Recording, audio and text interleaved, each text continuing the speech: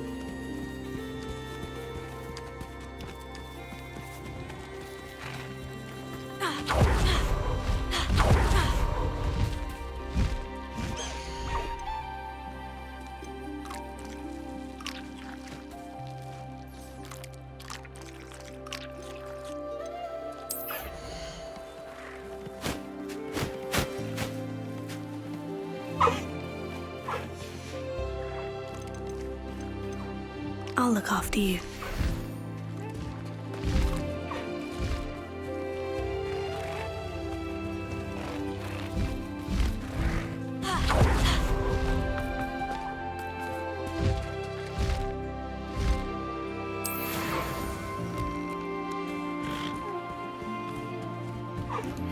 I'm truly awed by what we've accomplished.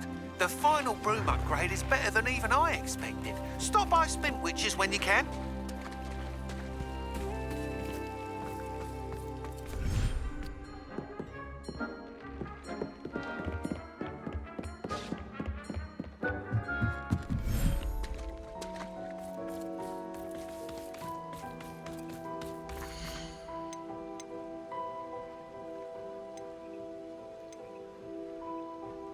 Professor Howin will never believe this.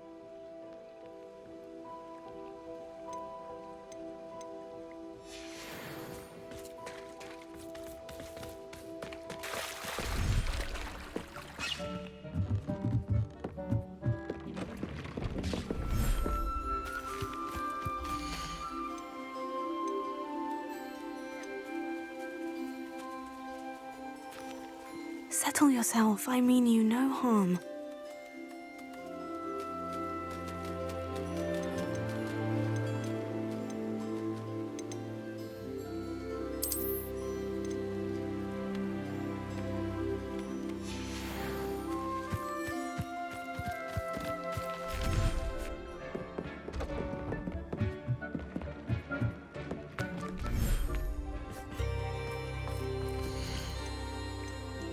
Everything's all right now.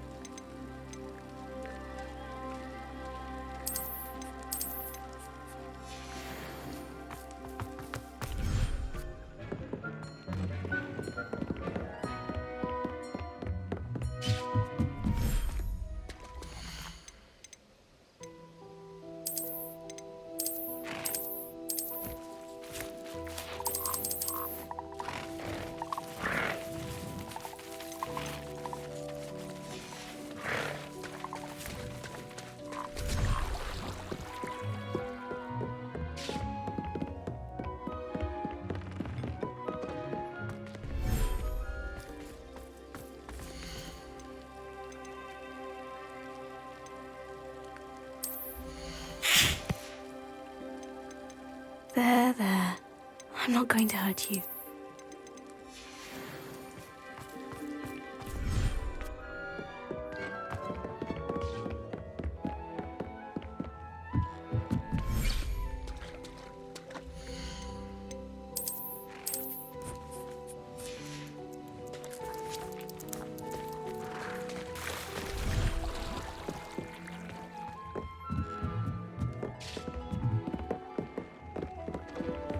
Dick thinks you should be proud of all the potions you've brewed.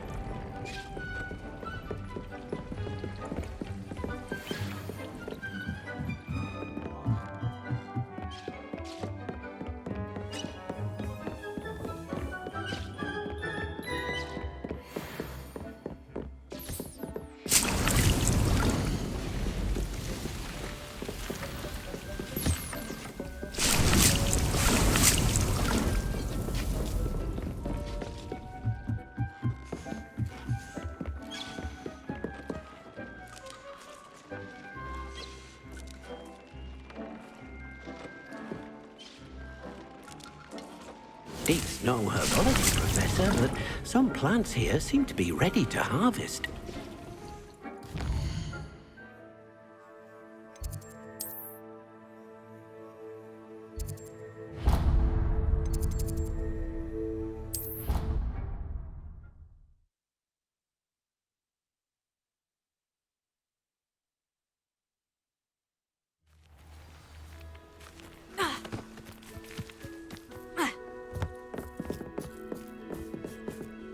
Hello, are you here for Summoner's Court? That I am.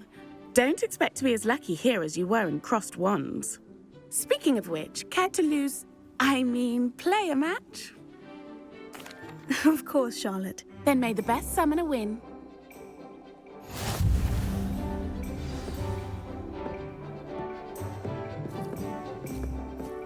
Accio!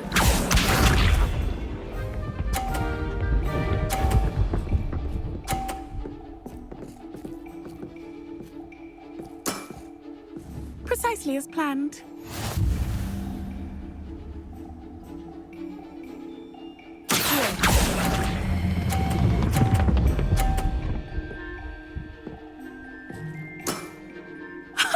Sting me with a billywig. I'll never top that. Accio!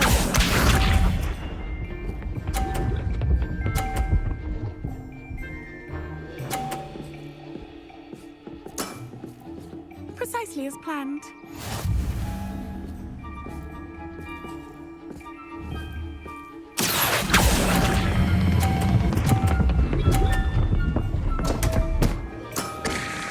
Such grace. Finesse. Accio!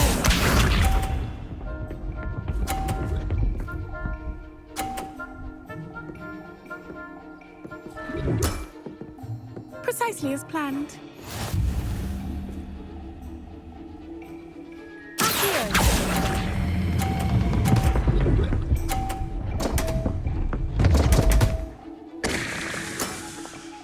Didn't I say I adore competition?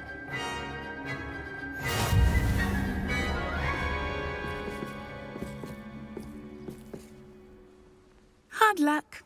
Care for another round? Absolutely. Don't count me out yet. That's the spirit.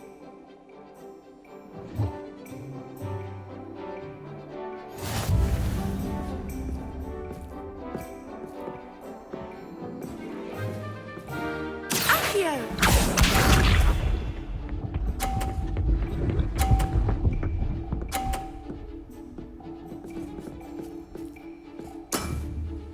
Precisely as planned.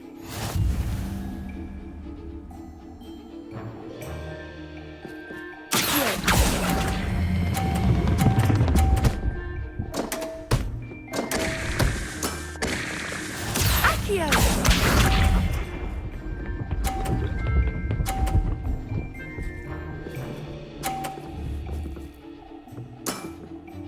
Precisely as planned.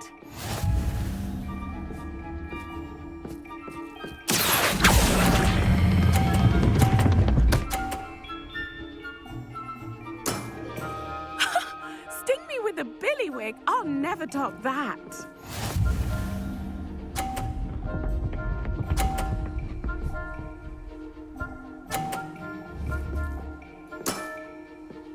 precisely as planned.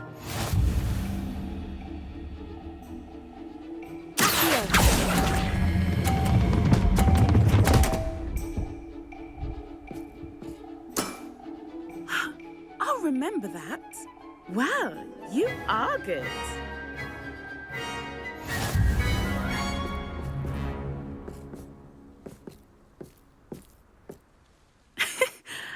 I'm not too proud to admit when I've lost. Where did you learn to play like that? I practice as much as I can. Practice, eh? I suppose I could try that. Well, you've only one opponent left now. I won't say more than that, but let's just say he's the best for a reason.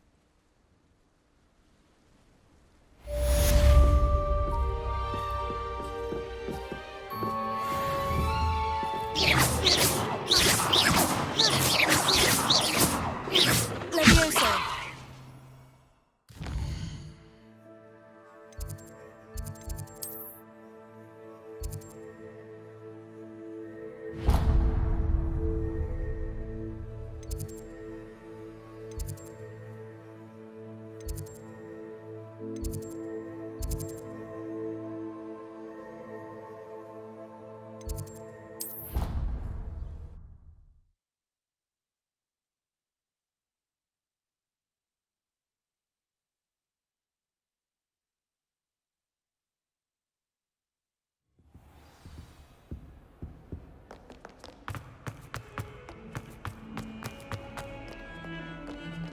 If he thinks he's getting away with this, he has another thing coming. Pardon me. Is everything all right? No, it's not. We only had 2 bells to go, but she just had to go and spoil things. I'm afraid I don't follow. Who spoiled things? Also, what bells? Professor Black ordered Mr. Moon to take down the bells in the bell tower. Said they were giving him a headache. Those bells are a part of Hogwarts. I wasn't about to let that happen. So, I asked my friend Adelaide to help me put them back. We've always been a duo of sorts, Adelaide and Evangeline. Addie and Evie. Anyway, it was going swimmingly until Black started asking questions. Then she wasn't comfortable with our rule breaking. Now I'm stuck, unable to tell which bell goes where. Is it really that important that the bells go back up? Is it really that important? They're part of the school's history. Those bells likely told a young Merlin that he was running late to charms, or called Ignatia Wildsmith to dinner. We can't simply fiddle with history. We're meant to be its stewards. It's certainly an odd decree, even for Black. Taking down the bells for a headache. I agree. I thought it might also have been that they interrupted his hourly naps. That's all he does in his office, you know. But then I heard... Can you keep a secret? I can. I heard from Alice, who heard from Ollie, who heard from Eugenia, that it's because the bells reminded him of his wedding day. Breaks out in a sweat every hour on the hour. But mum's the word. If only 2 bells are left, isn't it fairly easy to tell which goes where? Easy for you, perhaps. I happen to be tone deaf.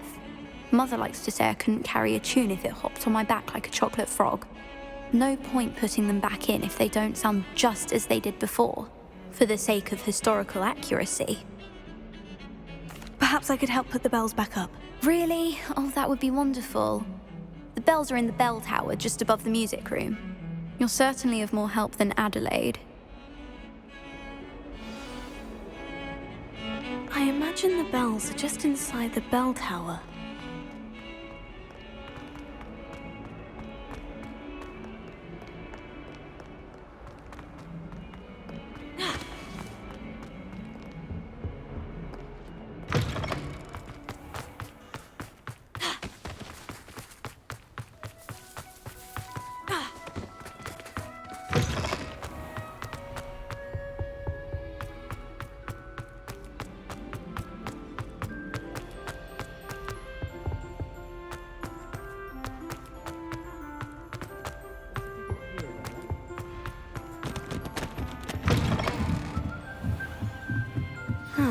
The bells must be upstairs.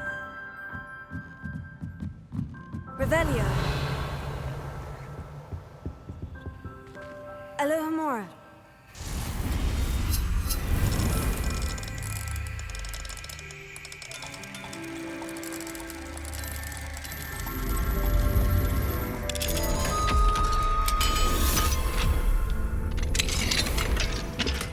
Revelio.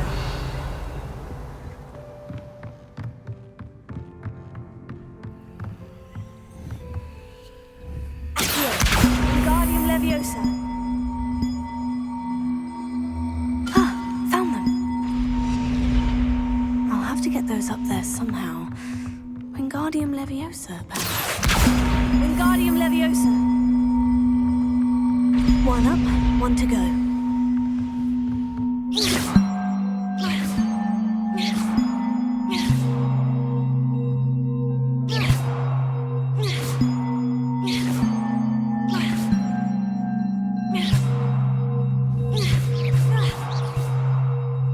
Revelio.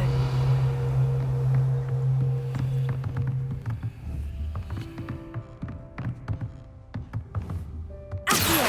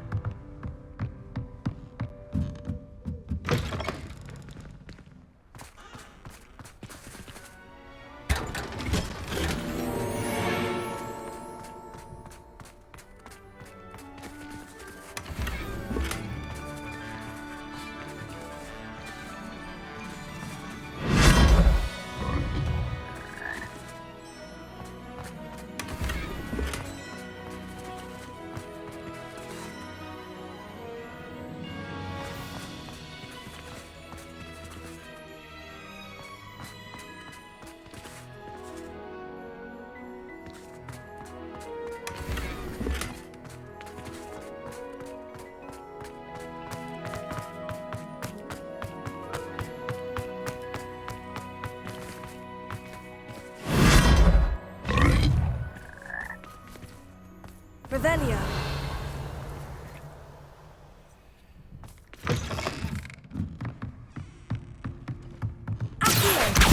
Wingardium Leviosa.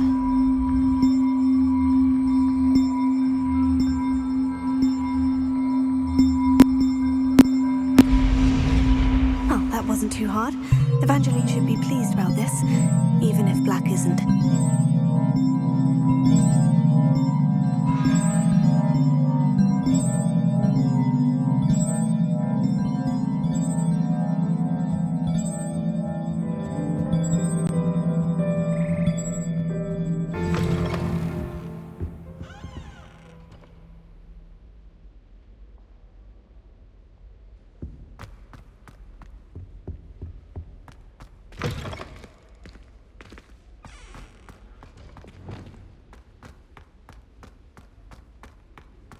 Revelio.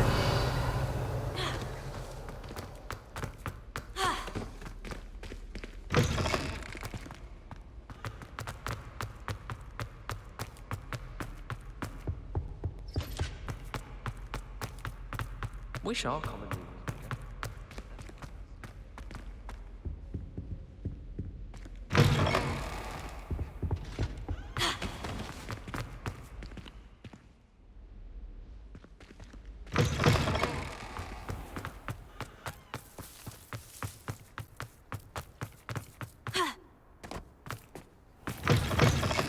I can't believe we found ourselves trapped in that scriptorium. Never again.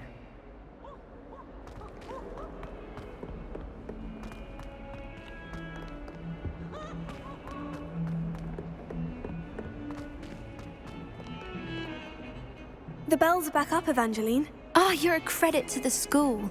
I can't wait to hear them. I can't wait for the headmaster to hear them.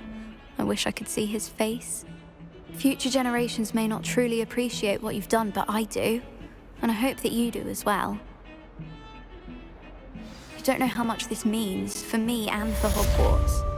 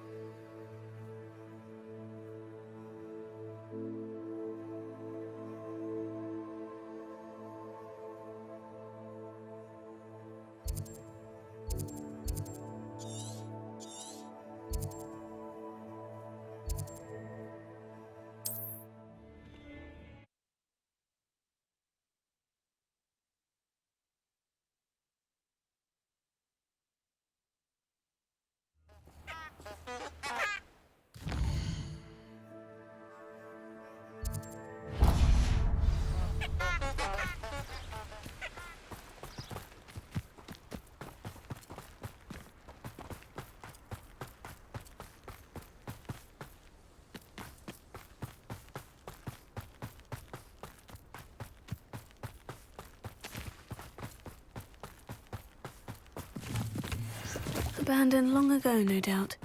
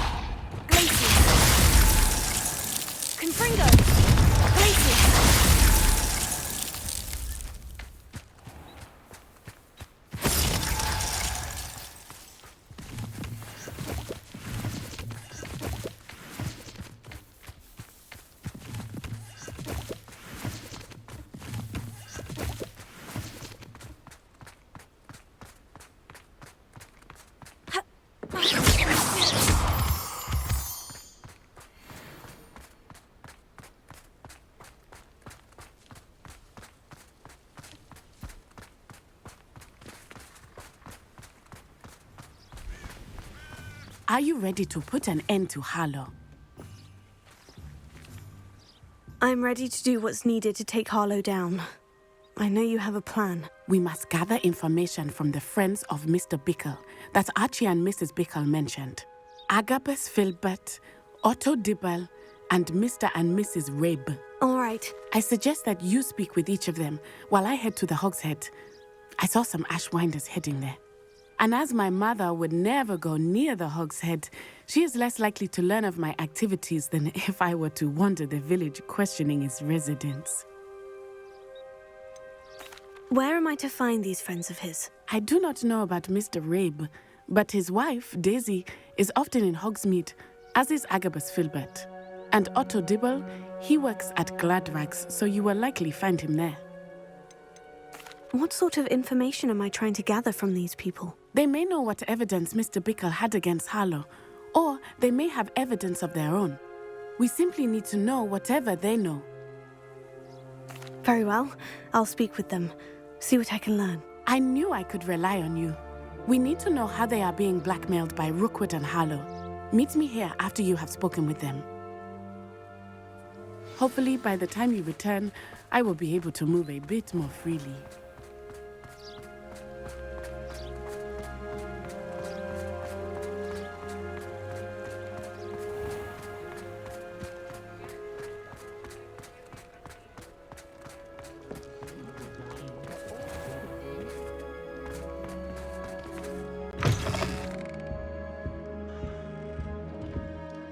Let's look at what we have, shall we?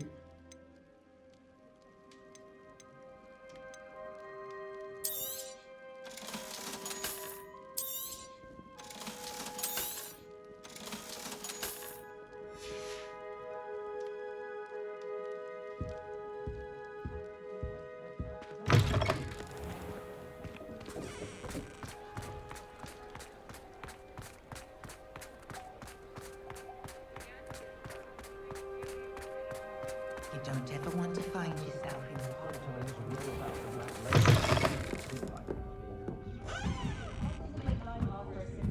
Mrs. Rabe should be nearby.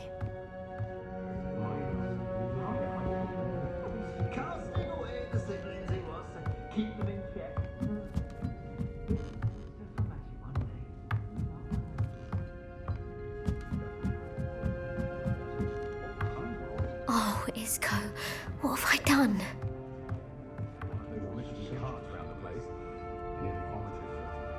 Mrs. Rabe, I wondered if I might speak with you about Theophilus Harlow. I'm a friend of the Bickles and I'm trying to gather evidence against him. Poor Joanna and little Archie. And now Harlow has taken my darling Isco. What do you mean? Why? I'm a security guard at Gringotts, and my husband is a curse breaker for them. Harlow approached me about helping him extort my colleagues into giving him treasures from the vaults. And you declined? Of course I declined. Repeatedly. I thought they'd given up, until I came home one night and found my husband gone, and a note affixed to my door with a knife. The note stated that I only had a few days to reconsider helping with some banking needs, and that my husband would appreciate it if I acted quickly. But the help Harlow wants is help that I cannot give, and my dearest Isco is paying the price. Why wouldn't Harlow extort your husband? Isco's job is even more removed from the vaults than mine. He travels the world for the bank. He could do nothing for Harlow. I'm the one in the bank on a daily basis, which evidently makes me an enticing target for blackmail. Have you helped Harlow since your husband was taken? No, I'm worried sick about Isco, but he'd never want me to compromise my integrity. I also know that he's extremely clever. That said, I was hoping he would have escaped by now. It makes me concerned as to why he hasn't. Are you sure the note means that your husband was kidnapped? What else could it possibly mean? Besides, I came home to find that someone had trampled the daisies in our garden. It may sound silly, but those were Isco's pride and joy. He would never have let that happen. Thank you, Mrs. Rabe. Knowing the lengths that Harlow will go to is helpful, albeit more than disturbing. Mr. Bickle was trying to help us, but now he's gone. I don't know what to do. I shall do all I can to get evidence against Harlow, Mrs. Rabe. Very well. Here's the note I received. You must be careful as well. Please don't put yourself in danger.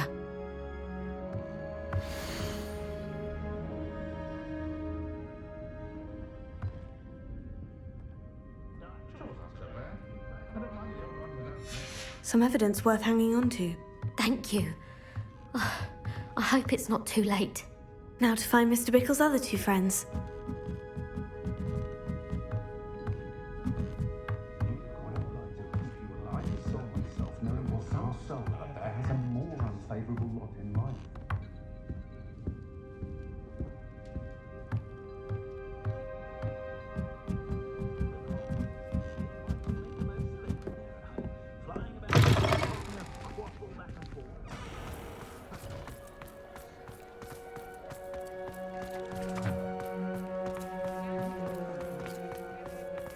Otto Dibble works at Gladrags. I should check there. Please tell me you didn't take it. But perhaps it's been here all along. Mr. Dibble, may I speak with you? It's about Theophilus Harlow. I've nothing to say about him. May I interest you in a stunning cravat today? Please, sir, I would like to help. I spoke to Mrs. Bickle. You know the Bickles? All right. But we must be discreet. Can't have Mr. Hill hearing this. I know Mr. Hill. He was kind to me the day of the troll attack. Oh, he's a good man. But even he wouldn't understand about Harlow. It started a few weeks ago. I was distracted, reading a note, when you-know-who came into the shop. I hid the note behind the counter and offered to help him. He stared at me for a moment, then asked me to check on an order he'd placed. I went into the storeroom to check on what turned out to be a non-existent order. When I returned, he was holding the note. What was in the note? It was a note from Rosie Hill, Mr. Hill's daughter. You see, we've been, secretly engaged these past 6 months. We haven't told Mr. Hill yet. I dare say he has higher hopes for her. Harlow advised me in no uncertain terms that my relationship with Rosie, not to mention my employment here, depended upon my cooperation. What did he ask you to do? It all happened so quickly. In an instant, he took a very expensive scarf from the counter, pocketed it, and smiled. He said, "Your secret is safe as long as I can supply my lady friend with delightful items like this every so often." I've been able to cover for his requests until now with some creative bookkeeping, but I can't keep it up for much longer. I'm terrified to say anything. I could never live without Rosie. Could you give me a bit more detail about the note that might help me to identify it should I come across it? It's on Rosie's special pink stationery. It has her monogram at the top, RH. That's how Mr. Hill would know it was real. What have you been doing to keep the extortion a secret? Well, as I mentioned, creative bookkeeping. And I've also been trying to cover the costs with my own savings, but I'm running out of money. Of course, none of this bodes well for my efforts to improve my circumstances and to be worthy of Rosie. I met Mr. Hill the day of the troll attack. He was kind to me. Why don't you just tell him? He's a lovely man. But when it comes to Rosie, I fear he loses all perspective. He'd see this as a grave betrayal. I'd lose my job instantly, and Rosie as well. Thank you for telling me. I'm gathering evidence to take Harlow down. I would love nothing more than to see him rotting in Azkaban, but be careful. He's an awful man and incredibly dangerous. As for Rosie's letter, should you happen upon it, I have committed it to memory. You may destroy it immediately. Understood. Now hurry off before Mr. Hill returns. Where was I? We're on the right track. Now to find the last of Mr. Bickle's friends.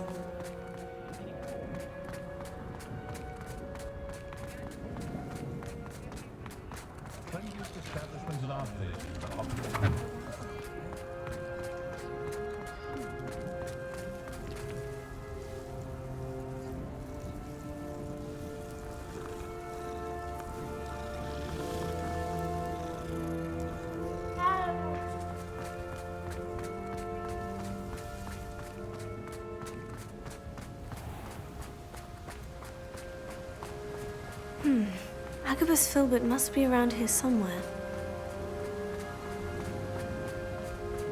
Hello there. Excuse me, Mr. Filbert. I wondered if I might speak with you about your dealings with Theophilus Harlow.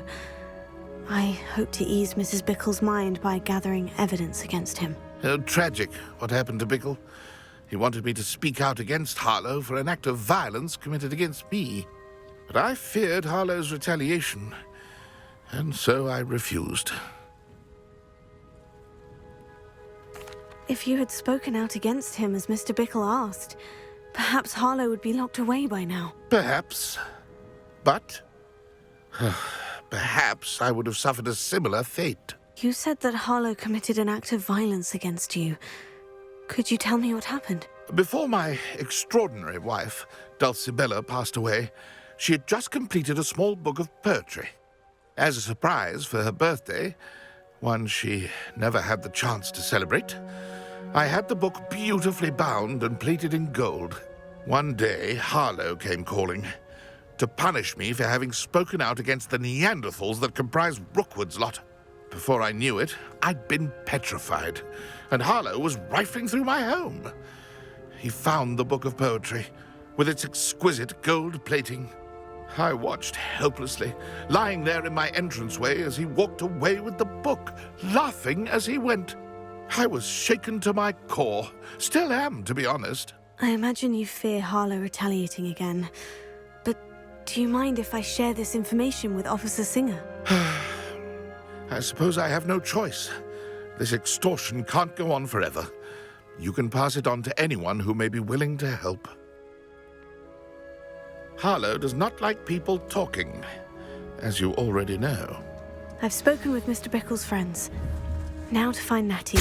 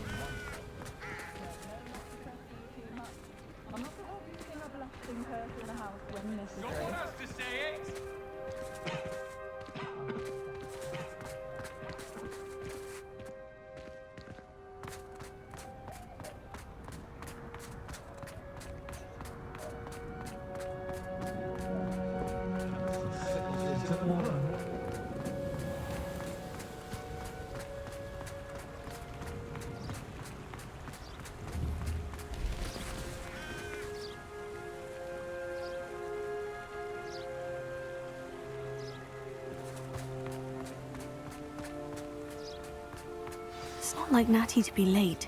She said she was going to the Hog's Head. Perhaps I'll find her there.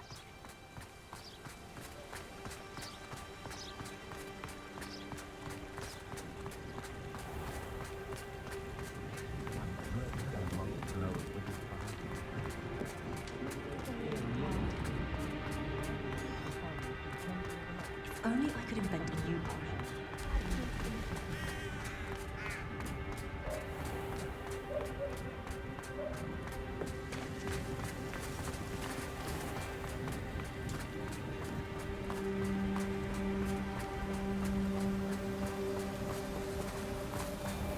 Natty must be around here somewhere.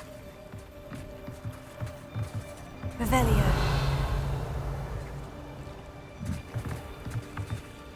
Natty's wand. She can cast without it. She wanted me to find this. She's in trouble. Revelio will show me where she was taken.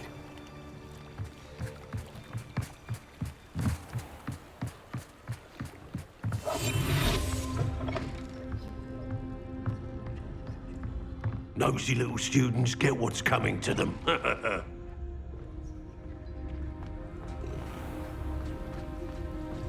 Revelio. Natty must have been taken this way. I need to find her quickly.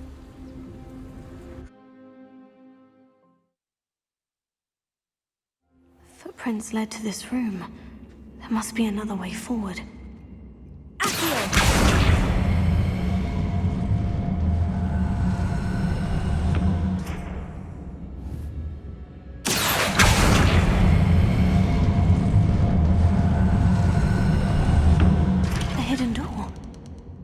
Revelio. Lumos. Natty must have been taken this way. I need to find her quickly. Revelio.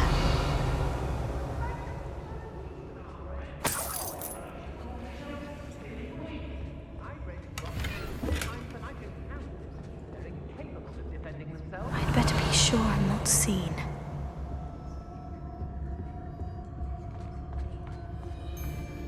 I ought to pay that extra word.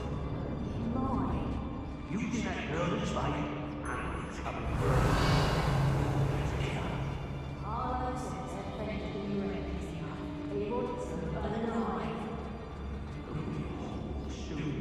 Revelio. Just keep an eye out.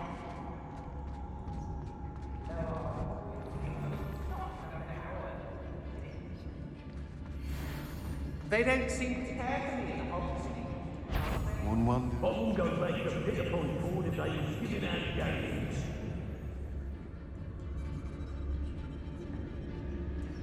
Hey! Someone messing about.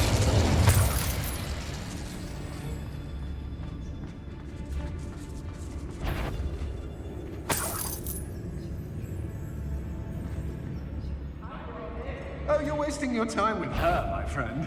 I've seen her show more affection. Everyone in Upper Hogsfield shudders when they see me coming, and rightfully so. You little coward! What? Expulso! What are you? Thought you could hide from me, did ya?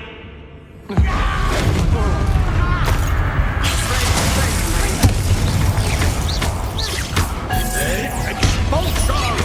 What are you for, electricity? I ain't allowed that. Aha! Back from board.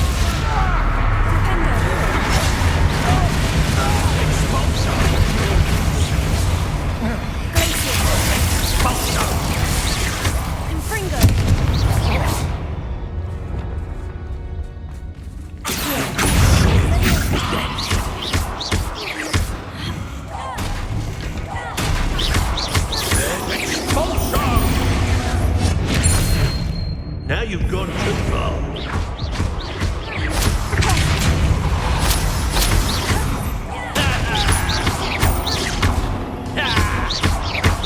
Well, you'll have to do better than that.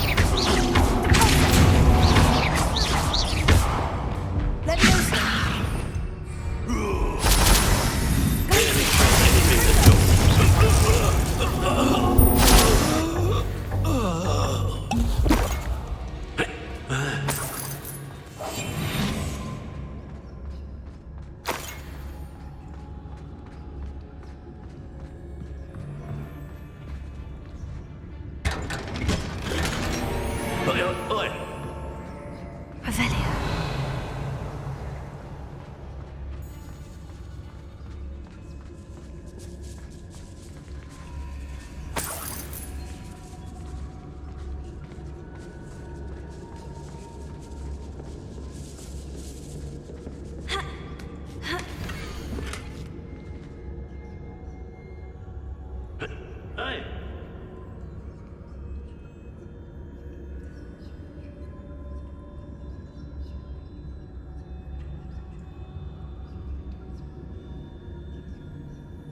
Otto Dibble's love letter from Rosie. He wanted me to destroy this if I found it.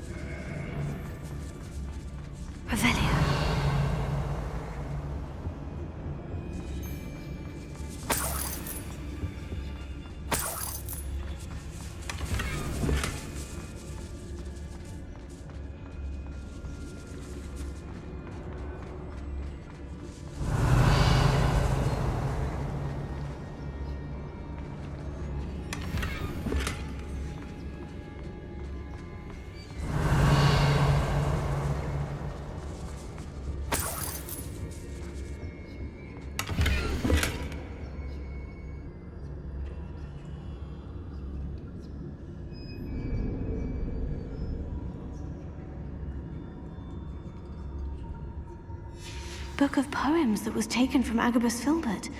He'll be thrilled to have this back.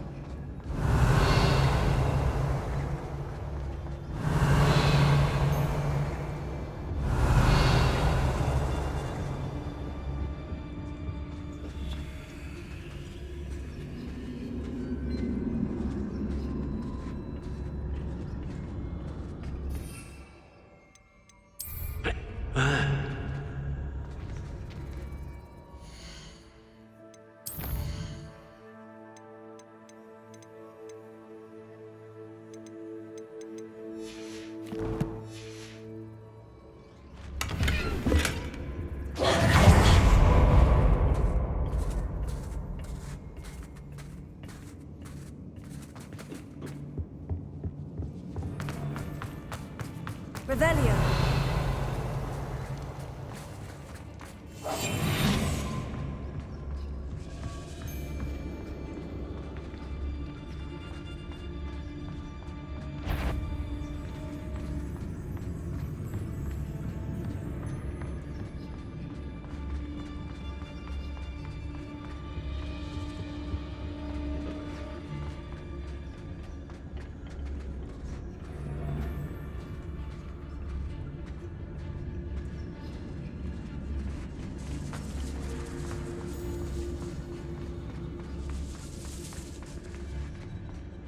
We should speak to her again. Perhaps she'll tell us where we can find that friend of hers. She's determined to say nothing. The boss will deal with her when he arrives. Why do I get stuck with these assignments?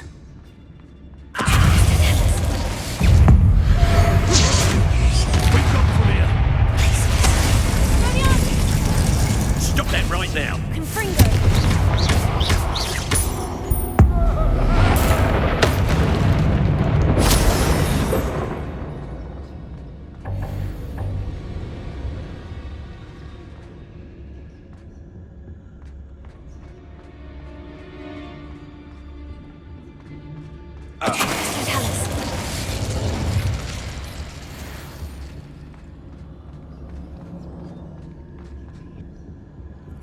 Revelio.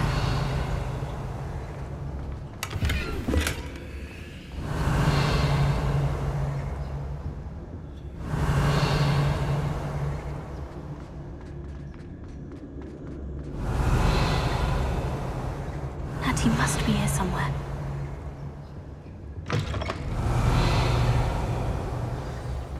You found us. I knew you would realize I had left my wand for you. Speak to Mr. Rabe. He will tell you what you need to do.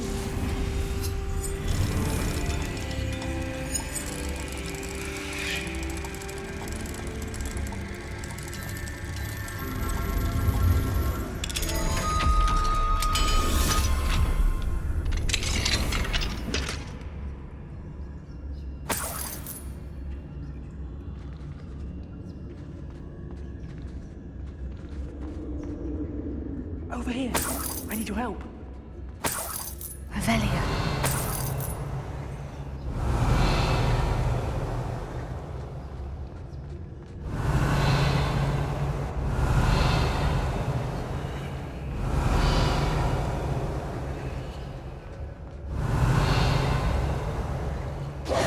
Mr. Rabe? Daisy told me you'd been abducted. You spoke with my wife. How is she? Worried about you. Are you all right? I am all right. Thank you for coming. These locks are cursed, and there's an anti-apparition jinx on the cells.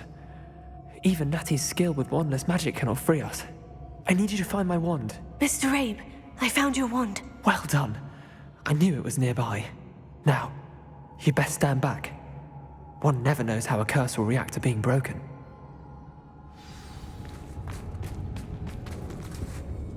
Revelio.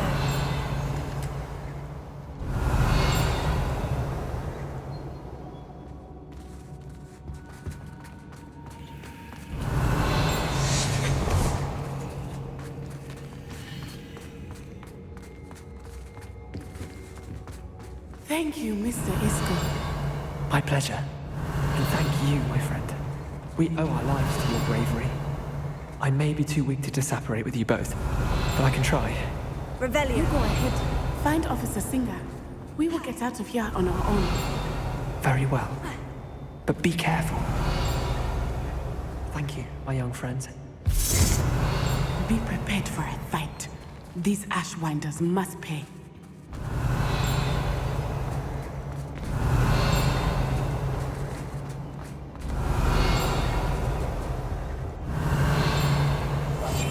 I understand. Revelio.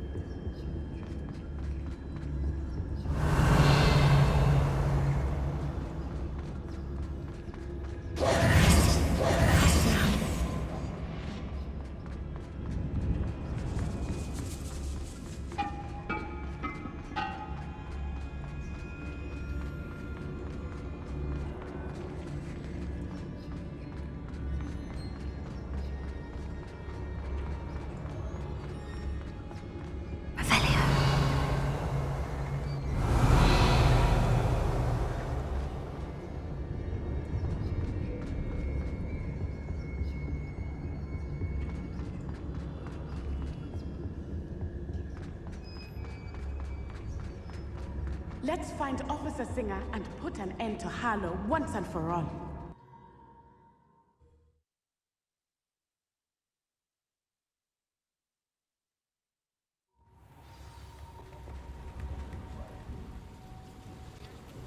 Natsai Onai.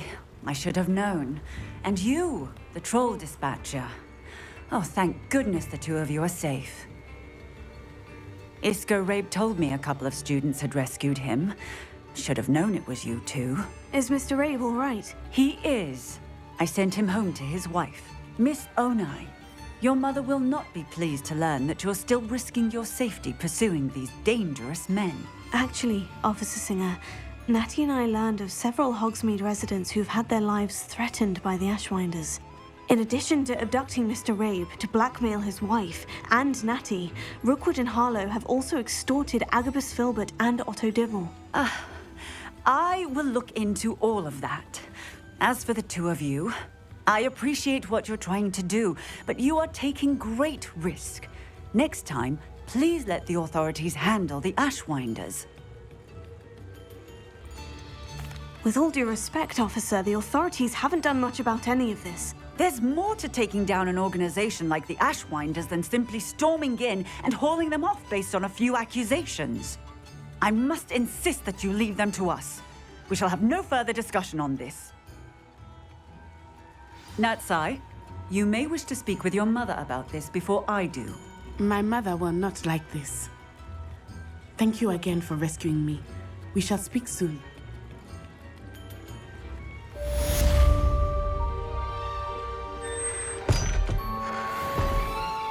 Revelio.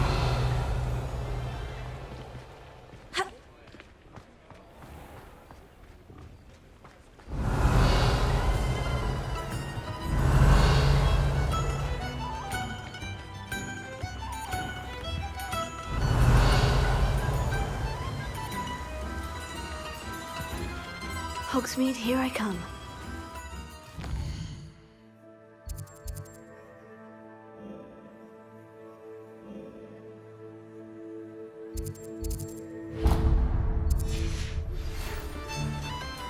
The Ashwinders have ceased pestering me. I suspect that's your doing. Thank you from me and Rosie both. We're just leaving for our honeymoon, after we tell Mr. Hill of our recent marriage. Wish me luck.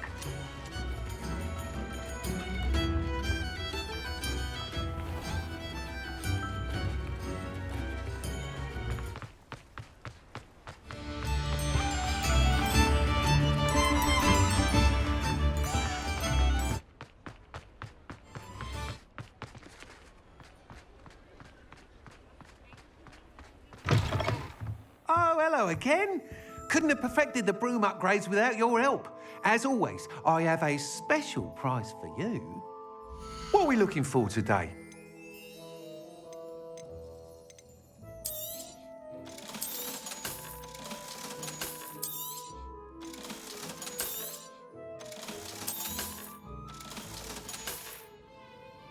Thanks for stopping by.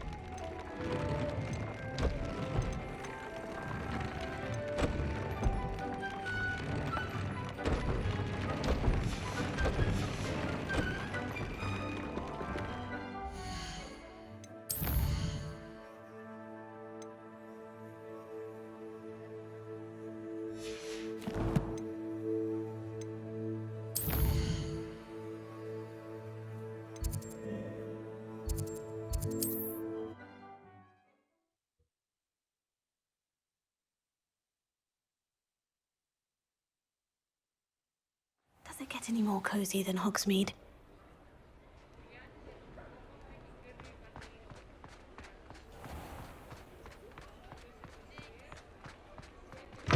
You're back! Nice to see you again.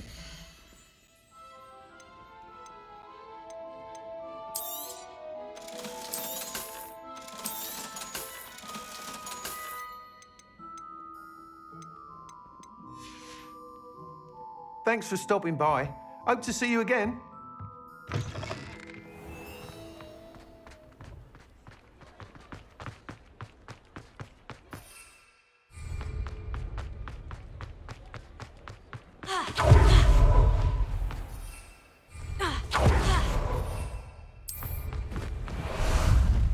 How about some sightseeing?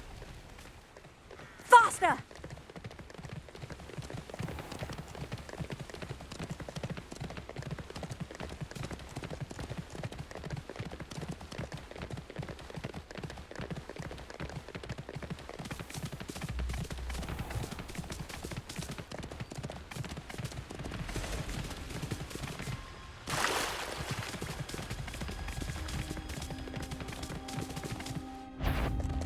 Away! Go!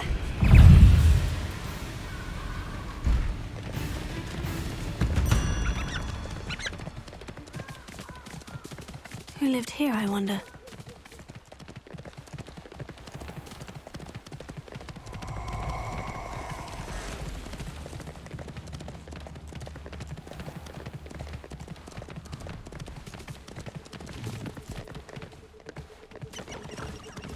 No need to race now, my friend.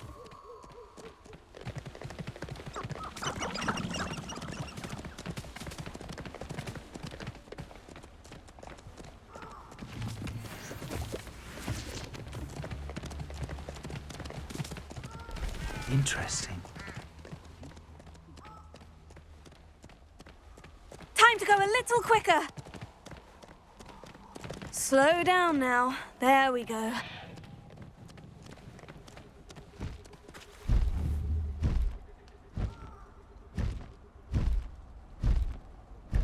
I know what that means. Merlin trial.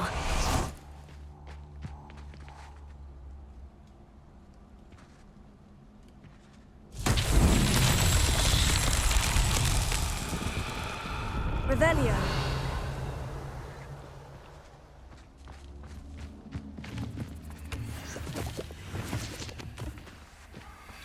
Confringo. Revelio.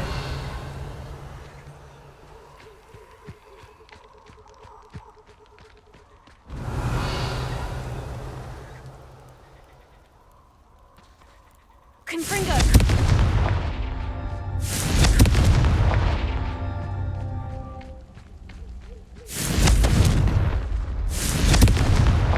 Not so tricky after all, Merlin.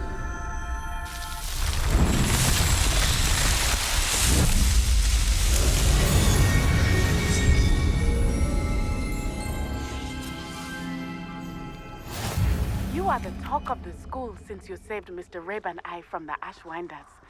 We have come so far. We should discuss the next steps in our plan to stop Harlow.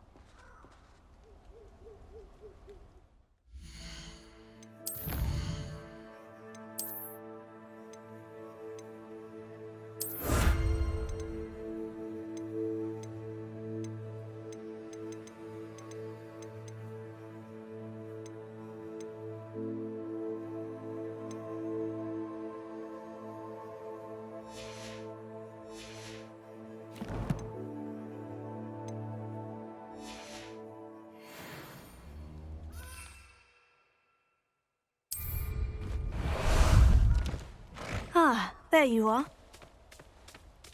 What say we pick up the pace a bit? No need to race now, my friend.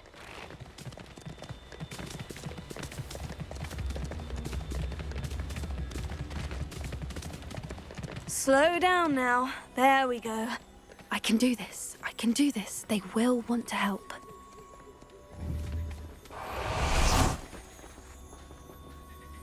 Is this where we're meeting the Centaurs? Well, they don't exactly know we're coming, so it's less of a meeting and more of a surprise, I suppose.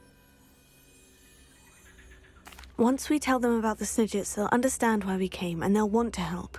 I hope you're right. Perhaps they'll be able to tell that we're sincere.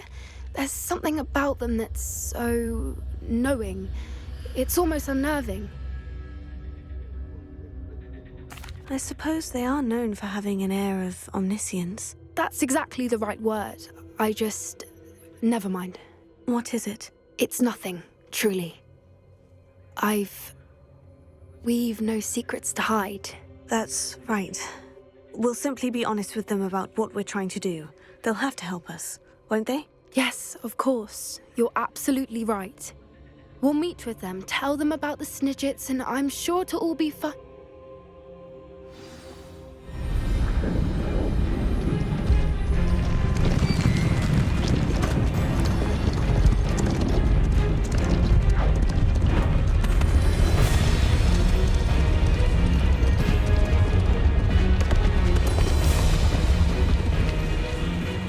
What do you think you're doing here, humans? Please!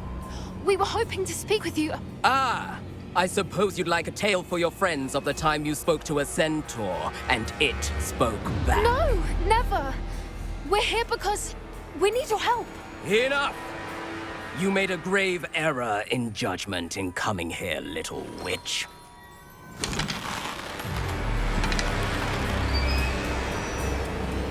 Leave them be, Alec. We do not harm the young. It is not our way. You forget your place, old fool. I'm the leader of this herd, and while you cling to our way, their kind continue to slaughter beasts like us without a care! From what I can see, they have slaughtered no one. They will leave here unharmed. Mark my words, Doran. If I ever see them again, it will be all 3 of your heads.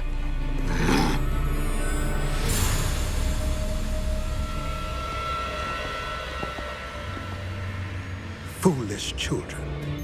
Do you know what happens to wizards who wander here? Now, follow me before Golden Snidgets are still alive, and the poachers are after them. They know that the key to finding them lies in the moonlight, but they don't know what that means, yet. Please, help us find the Snidgets before the poachers do. Could it be?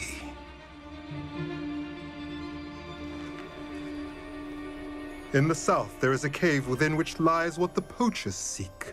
A moonstone. Retrieve it and place it in the henge in the forest. I, on the other hand, must go speak with the herd. Find me after you have done this.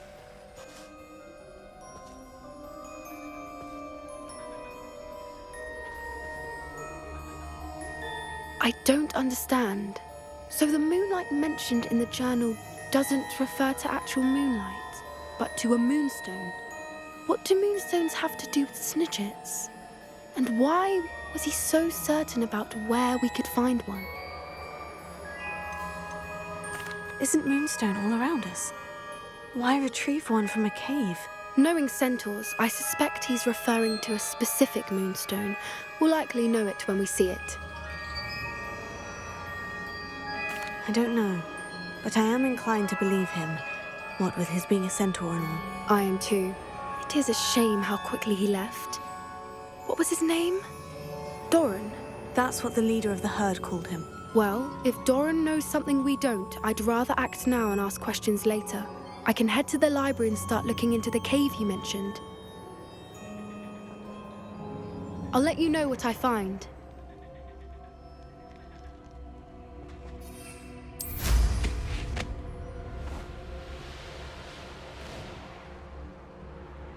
Knowing our meat, he's likely studied here.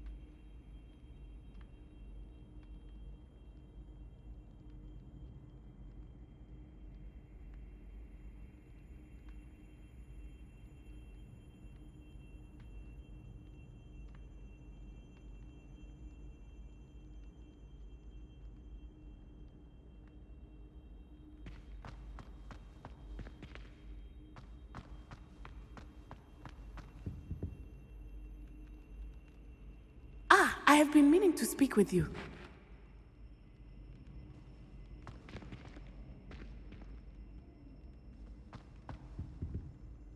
I still can't believe we escaped the Ashwinders. You may not realize it, but you are the talk of the school since you saved me that day. I wonder how everyone knows about it. I told my mother in the hope that she would be more forgiving of what I have been up to if it came from me. She likely told other professors, and news travels quickly. Unfortunately, she might, in fact, have been even less forgiving than I'd hoped.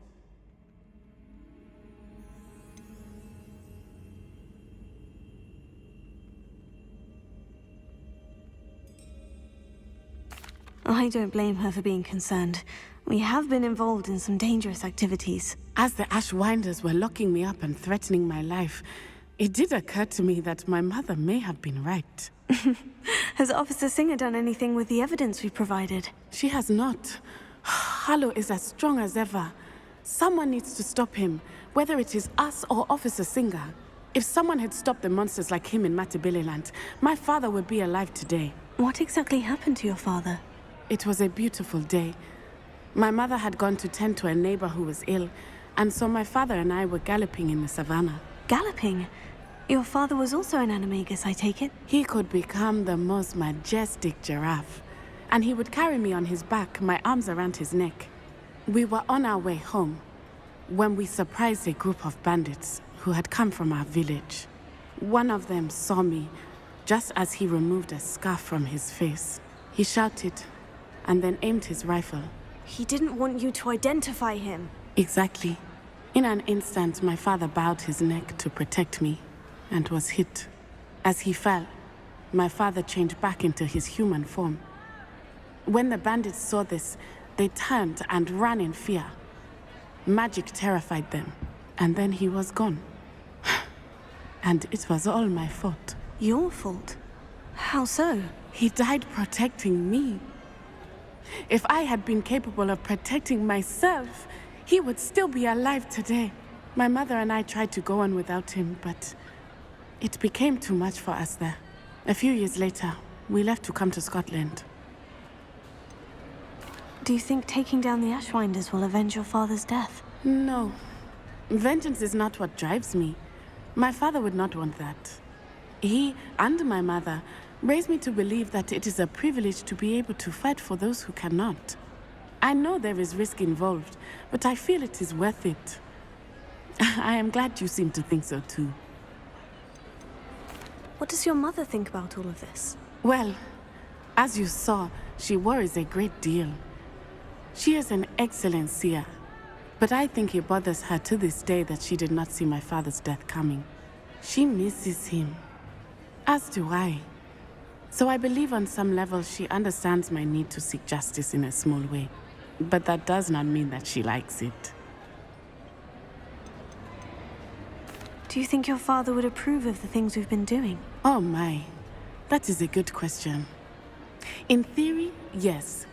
Although he would worry as my mother does. But I think he, of all people, would understand my persistence. My father never shied away from a fight for good, no matter how ruthless the foe. And I think he would have enjoyed knowing that I had a compatriot like you. I'm sorry, Natty. I can't imagine what you've been through. Your father sounds exceptional. He was. Truly extraordinary. And thank you for your kind words. We all have our burdens. My father had a saying about that. Yes, I remember. Rain does not fall on one roof alone. Exactly. Soon you and I will put an end to the Ashwinders, beginning with Harlow. And once he is gone, we will turn our attention to Rookwood. We are making progress, and we will succeed. Thank you again for saving me. You deserve all of the praise you have received.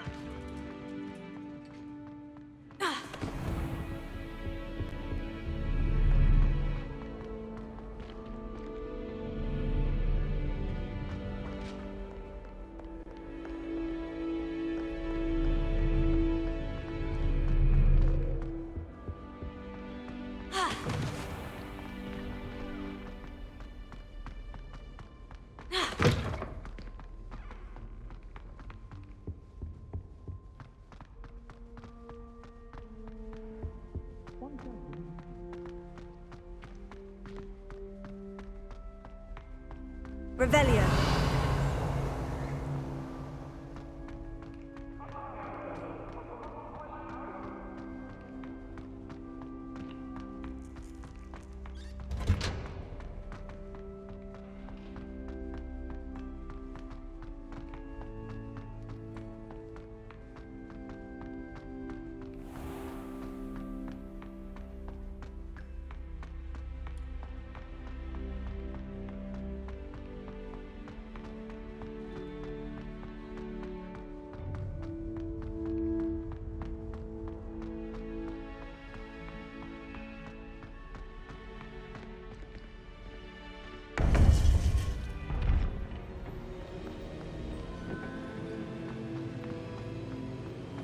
Welcome back. Hello, Professor. I have news. The goblins are looking for something. Another repository. They've built drills to help with their search. Most troubling. Are these repositories like the broken container I found at Rookwood Castle? They are. I fear we have no time to lose. Have a look at the map. Fortunately, the next trial is fairly nearby. It's Hogwarts. As you know, I was headmistress in my time. My portrait hangs in the headmaster's office. In fact, I witnessed Professor Black learn of your arrival. And I'll confess that I wondered about you.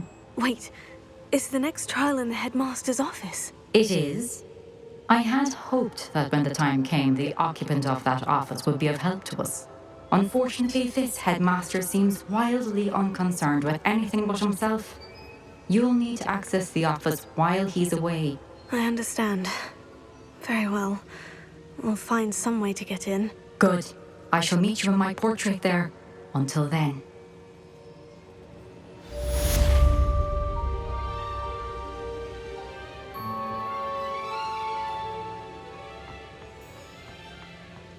How will I gain access to the headmaster's office? Perhaps Professor Fig will know what to do.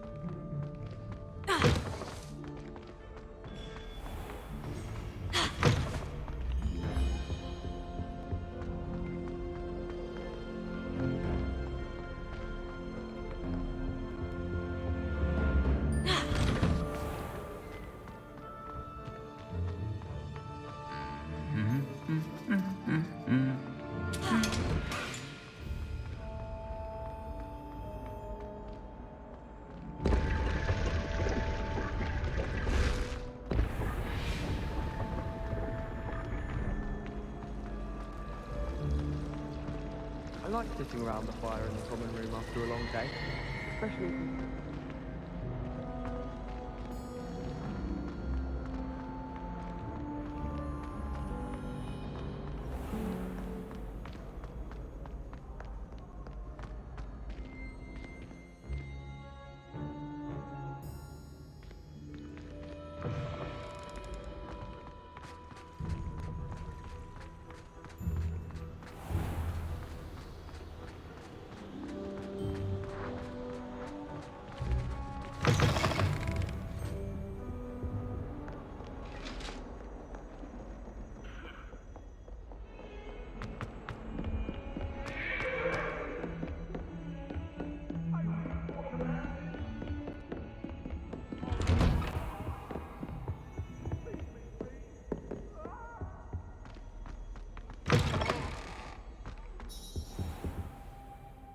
Revelio.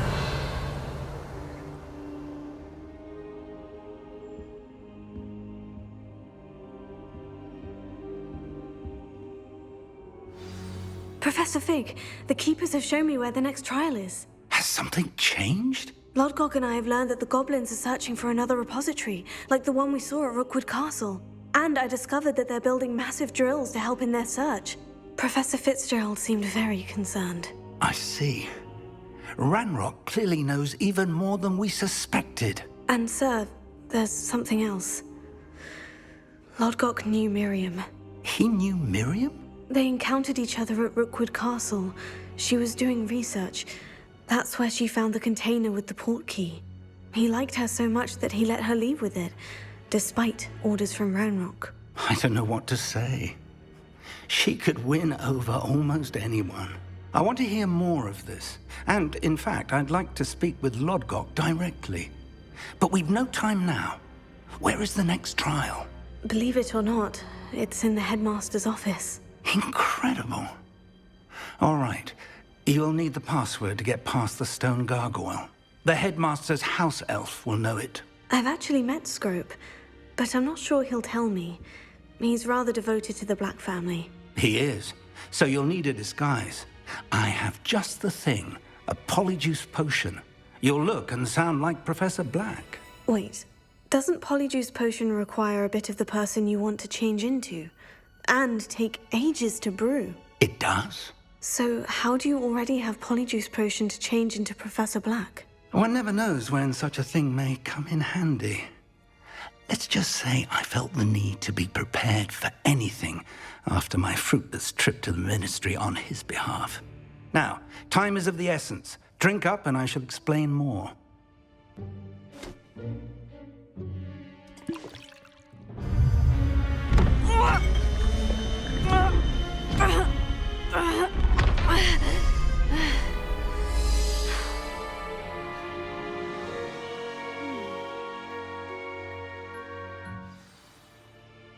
How do you feel? Incredible. I won't forget that taste anytime soon. How do I sound? Convincing. I've taken the liberty of transfiguring your robes. As we discussed, you'll need the password from Scrope, who could be anywhere in the castle. You might look for Professor Kagawa. She's taken to badgering the poor elf about Quidditch in the hopes that he can convince Black to change his mind. Thus far, unsuccessfully. I see. But what if Professor Black sees me? Leave him to me. I shall tell him where to meet a liaison from the ministry in Hogsmeade. That should give you plenty of time. Thank you, Professor. I suppose we'll meet again in the map chamber. It's rather strange to hear gratitude coming from Professor Black. I'll see you there. Now to find the headmaster's house elf.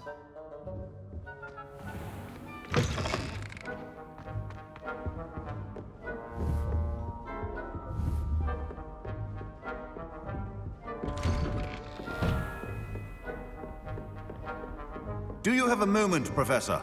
Professor, I was hoping to catch you. Places to be, Professor Sharp. Places to be. Of course, sir. Only, you'd asked me about a particular potion, and I did? I did, yes. Well, spit it out, Sharp. I don't have all day. Probably best not to discuss it here, sir. Really? Why can't we talk about potions here? Seems fine to me.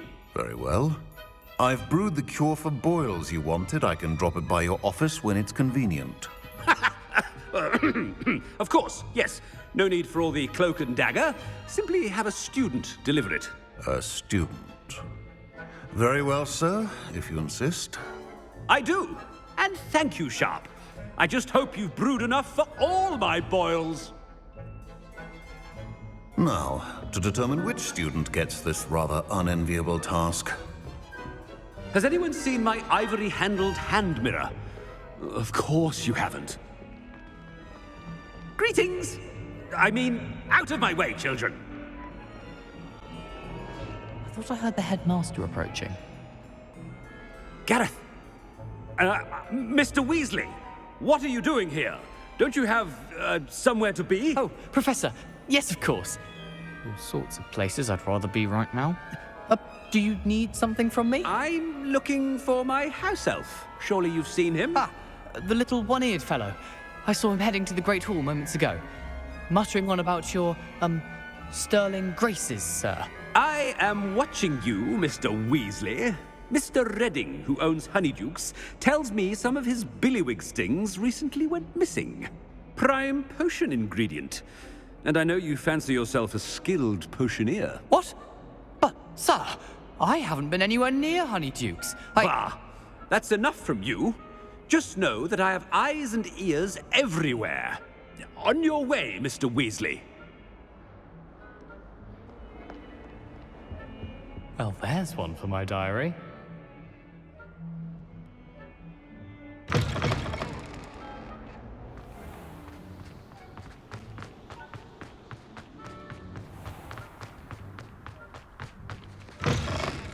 When I witness what passes for magic in these halls, I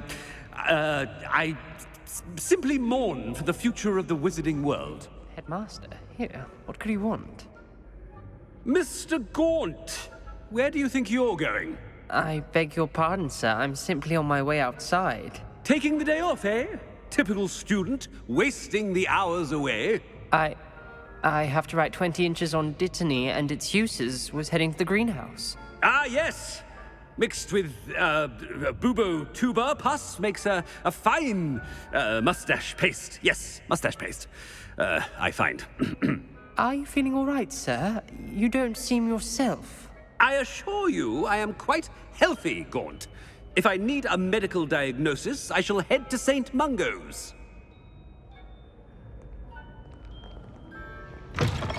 I haven't time for any of you at the moment. None. None at all. Move aside. Professor, a word? Professor Black? Again, it is not too late to reconsider your decision regarding Quidditch. We could still have trials and a somewhat shortened season. It would be better than none at all. But the injury, Madam Kogawa. Professor, more than one student has taken a bludger to the head on our pitch. I dare say it knocked some sense into them. And they're fine now. The fact that it happened to be a pureblood, well, that's no reason to... What nonsense! That you would trivialize the health of a student over a silly game. A silly game? You are quite impossible sometimes. Sir, I've a good mind to write to the Department of Magical Games and Sports at the Ministry about you. Good idea. I can even provide the parchment should you need it. Now, where is my elf? Parchment? Very well, I will, and with pleasure. And I spotted Scrope in the Great Hall. Seems to be avoiding me. I wonder why. Good day, Madam Kogawa. What did we do to deserve him as a headmaster? You call that a shine on those boots? Do better!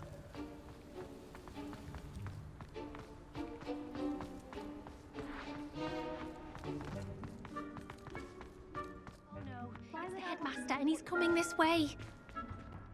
Miss Broom, a word. Oh, Professor, this is an interesting surprise. It's Bloom, by the way. Remind me of your area of affinity, Broom. OWLs are swift approaching. Charms, sir. Non-verbal spells. Might work on one that makes me disappear. Well, keep at it, Broom. And before you know it, you'll be as invisible as that new fifth year seems to be. Well, they're as good as invisible to me, sir. Rotten little extortionist holding my diary hostage. What was that, Broom? Nothing, sir. Speaking of invisible, where's my blasted house elf? Something seems a little off with the headmaster.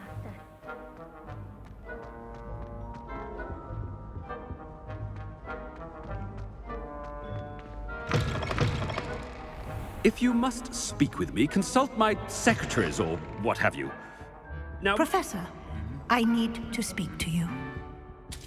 Hello, Professor Black. Ah, Professor Weasley. How delightful to see you. Sir?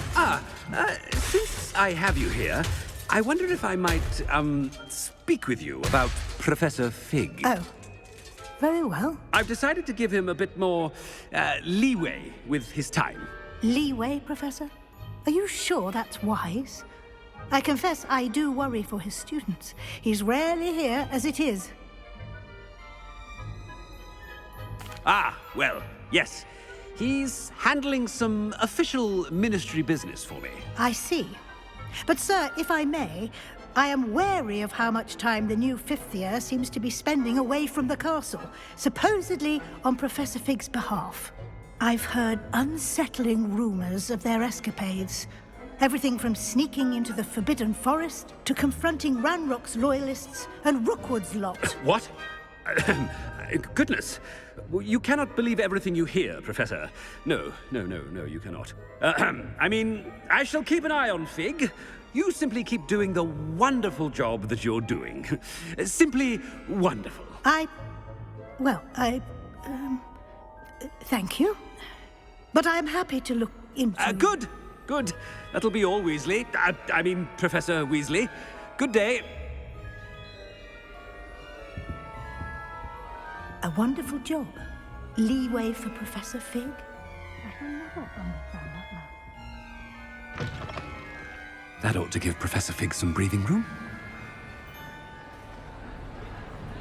Scrope's as hard a worker as any house elf. Ahem! Attention, students! I hereby decree that the Great Hall be forthwith decorated in the stunning banners of Slytherin. I shall be taking no questions at this time. Or ever.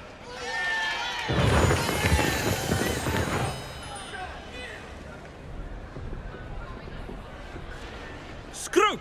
Oh, greetings, Master. Remind me of the password to my office. Oh, but Master made Scrope swear never to tell anyone, even Master himself. How dare you question me? I've a mind to give you a matching set of ears. Yes, sir. Of course, sir. Scrope begs forgiveness. It is the Black family motto, Master. Right. Of course. Master does remember it. It's purebloods forever, isn't it? Close, Master. Scrope thinks Master is indeed testing Scrope. It is always pure. Obviously. And, of course, as Master knows, in French. Yes, of course. I order you to pronounce it for me. Oh, Master knows that Scrope's French is most pitiful. Oh, very well. Toujours pure.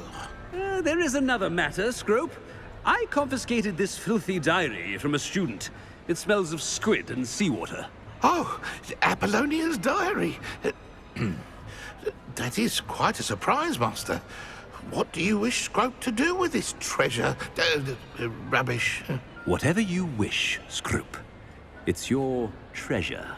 Now, off with you.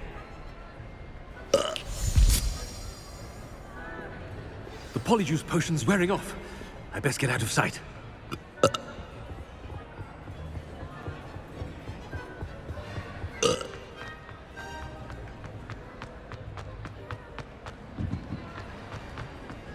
Made it just in time. It's wearing off. Fig was right.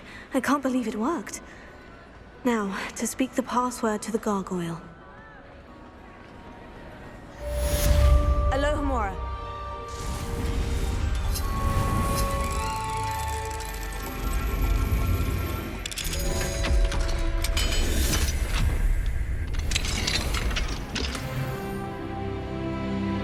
Revelio. Confringo.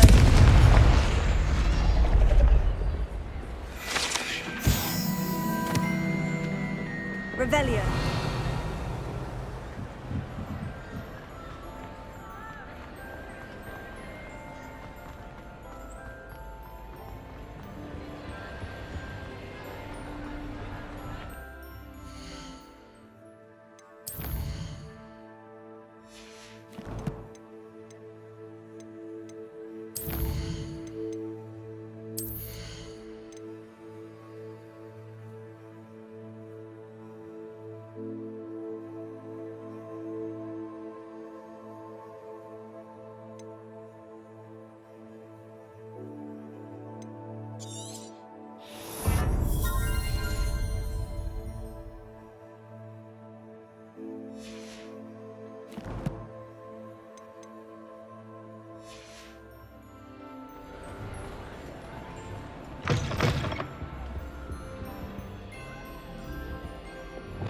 Reparo.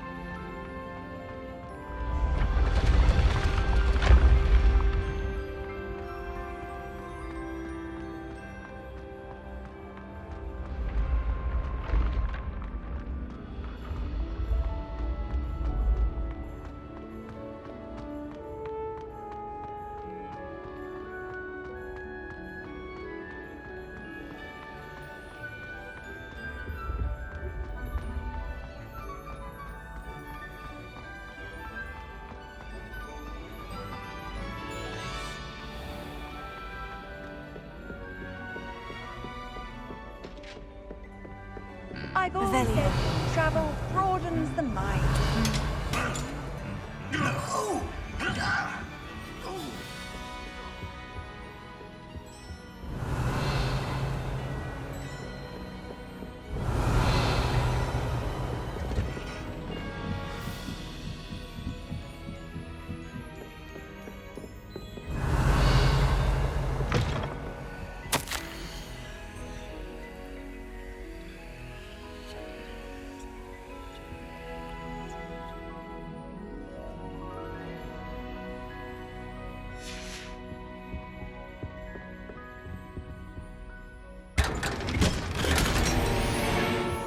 Revelio.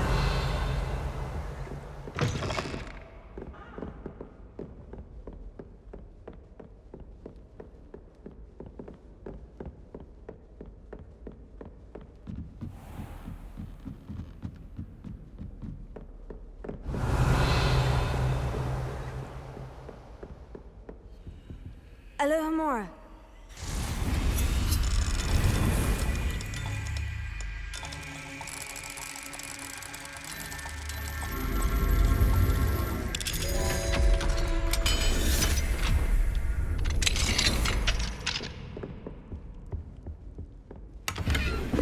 Revelio.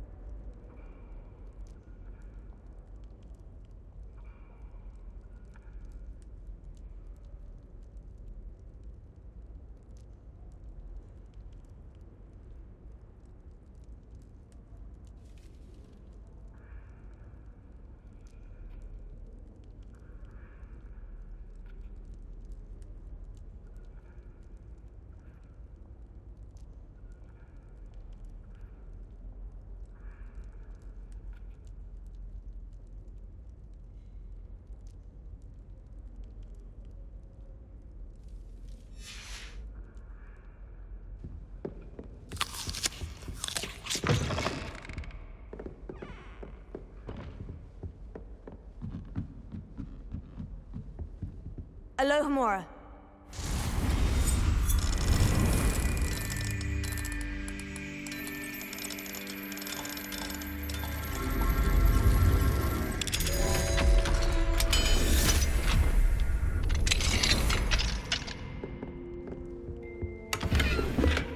Revelio.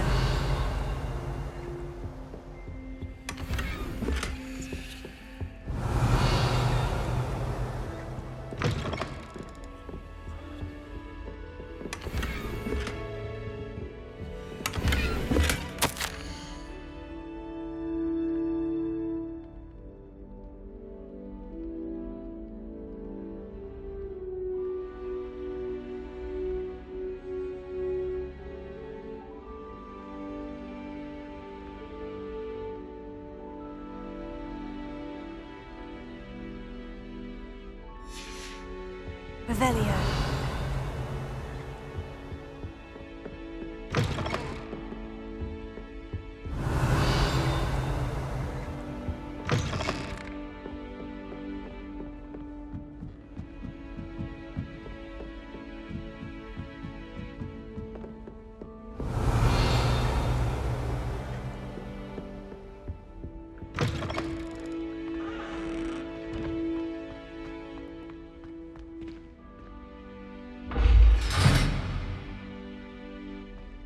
Revelio.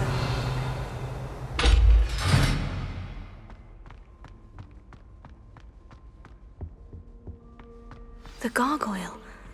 That's where I need to speak the password. Lumos.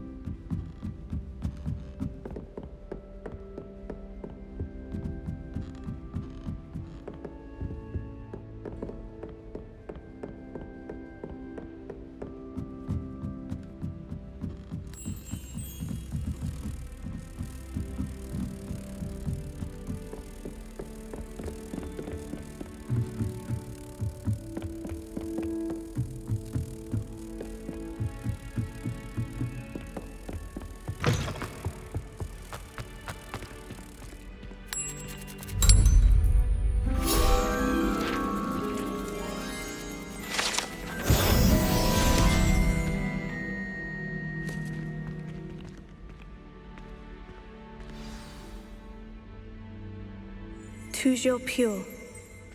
Revelio.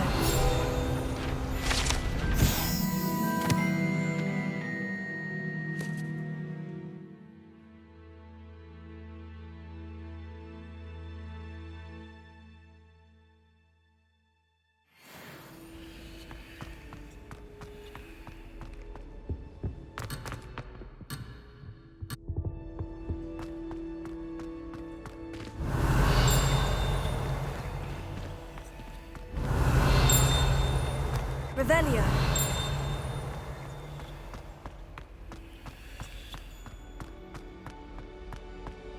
I wonder if all the elite wizarding families have a motto.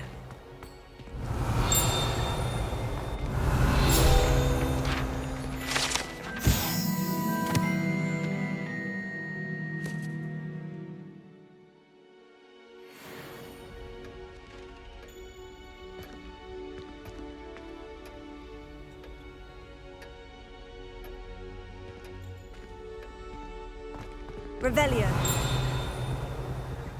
Alohomora.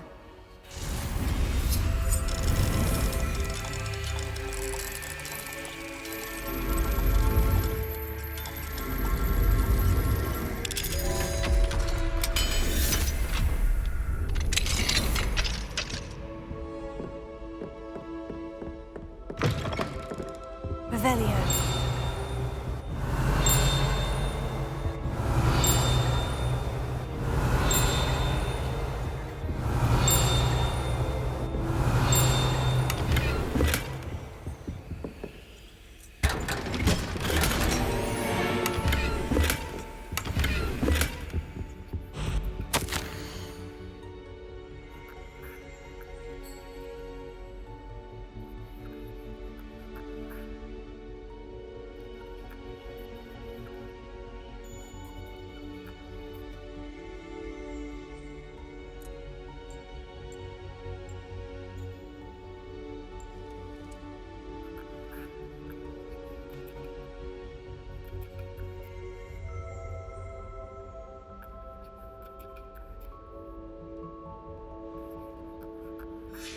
Revelio.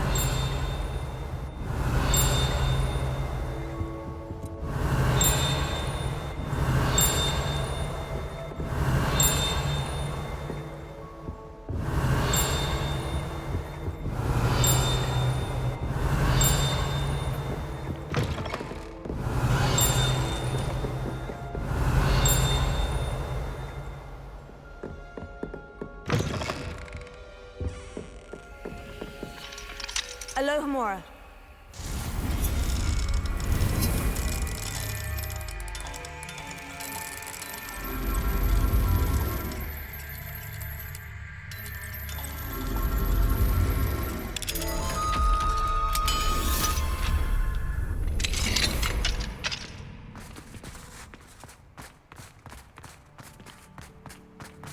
Revelio. Alohomora.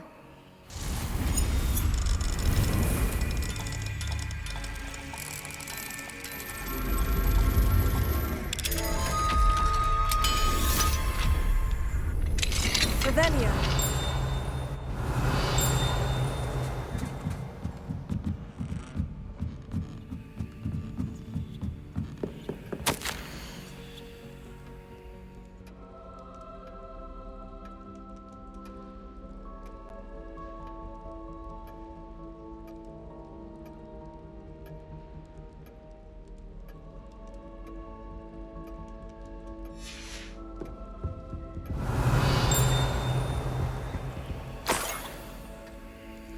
Revelio.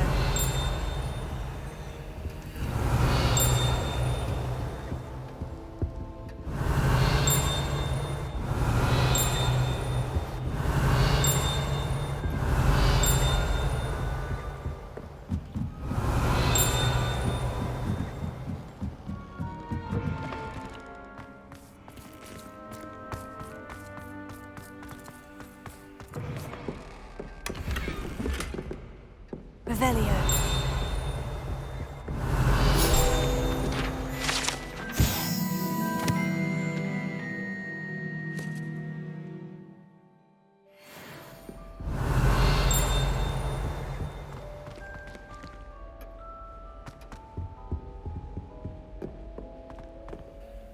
It's good to see you. All thanks to Professor Fig's quick thinking. Now what? Approach the pedestal in the antechamber and read the book that appears. What can I expect to find in the book? A story. I cannot say more. You may recognize some elements of it, as I was inspired by a tale with which many wizarding children are familiar. I suspect there will be more to this than reading a book. Your suspicions are correct. We shall speak when you are finished. Has this been under the headmaster's nose all this time? Revelio.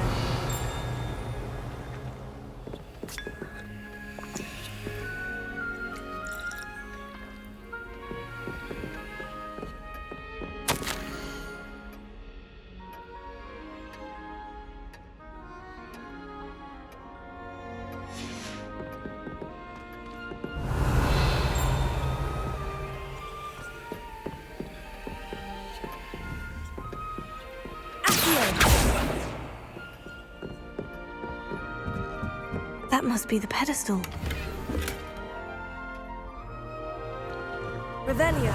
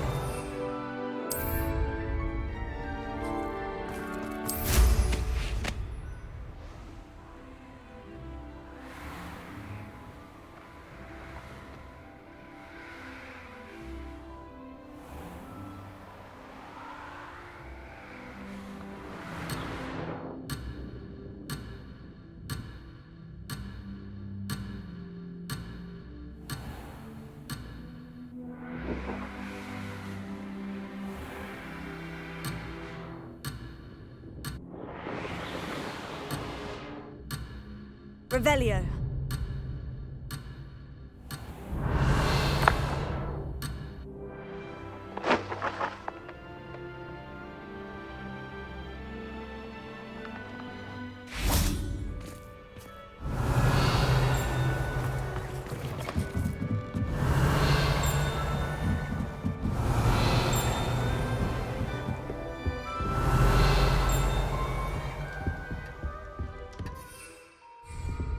Revelio.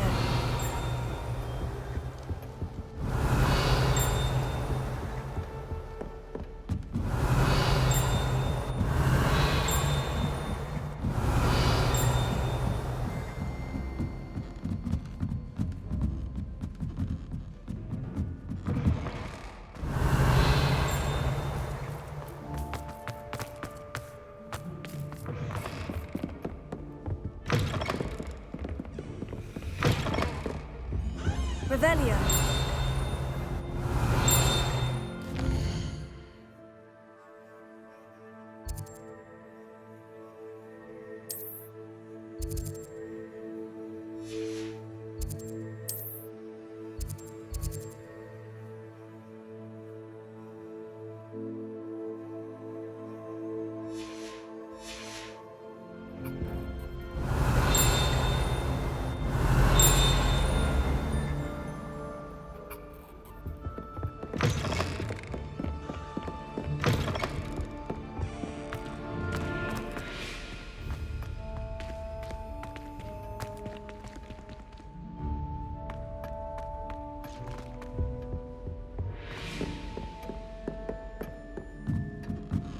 Revelio.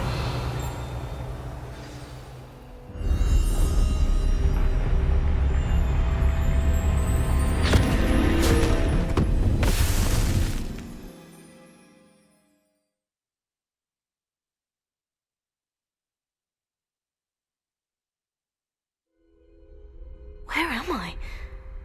Professor Fitzgerald, can you hear me? I am here. In this place, you may call me Neve. You shall be witness to a fable. Pay attention. Things are not always as they seem. You must move swiftly and cautiously. Use the tools you encounter to find me. The first you will need is a cloak.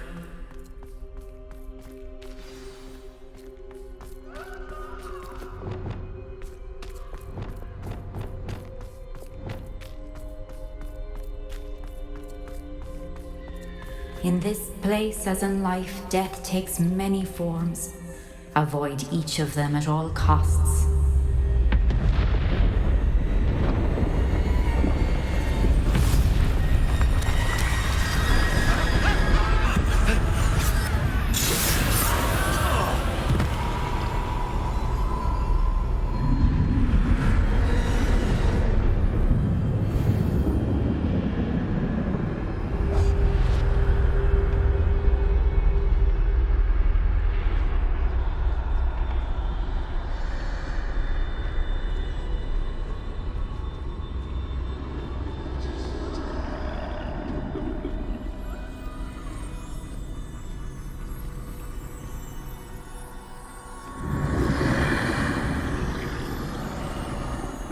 I should have run when I could. I've been through by now.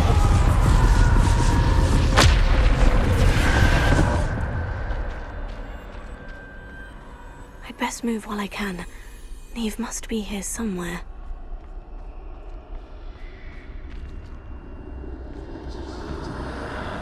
I need to time this just right.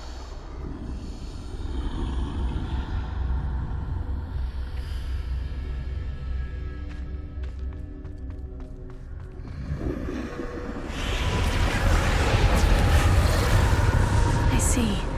A staircase straight ahead.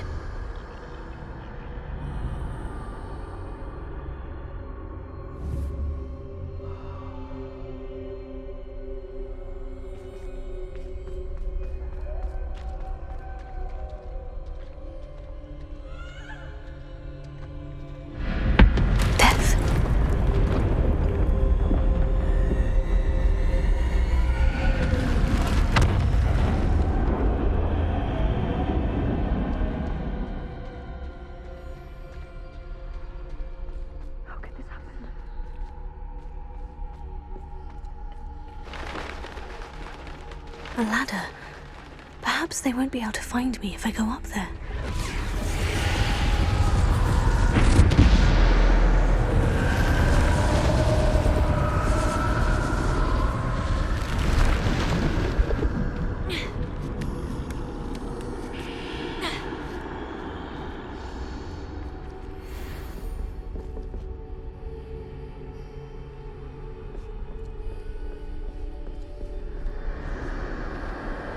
They're gone. For now. I need to get out of here. Where could Neve be? Too many. I must cross this road as fast as I can.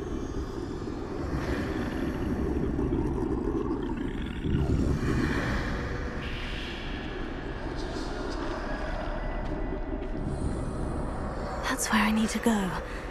But I need to find a way past them.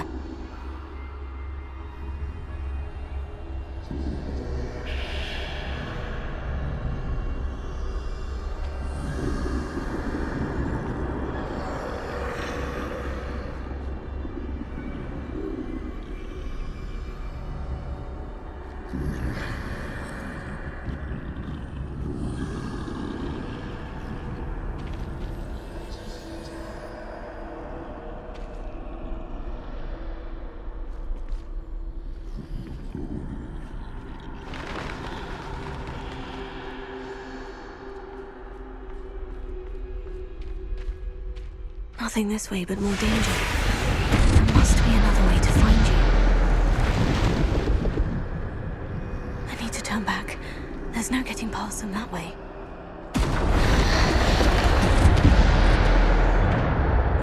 Close that doorway looks like the only safe way forward. Revelia.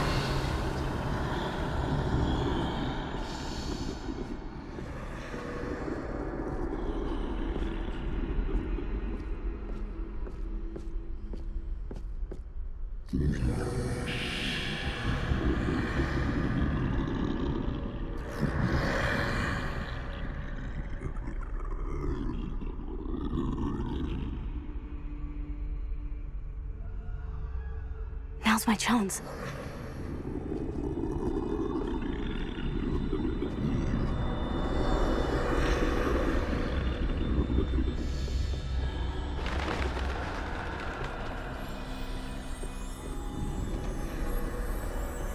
Revelia. That's the way forward.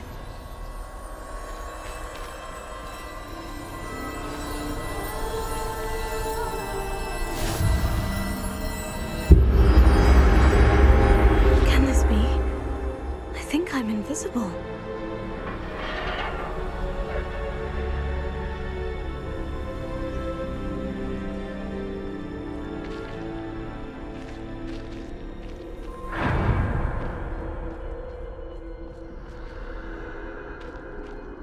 They can't see me at all. I can get closer to them.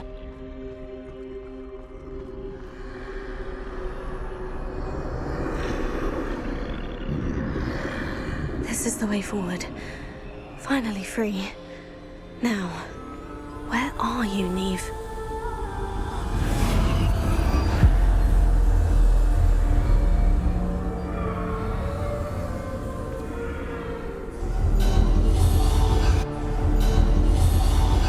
You have outrun death thus far, but have yet to find me.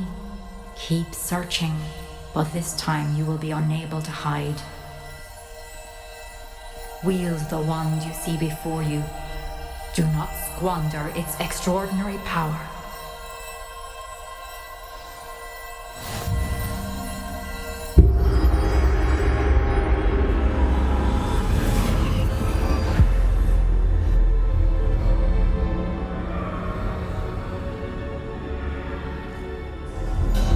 I've never felt such power.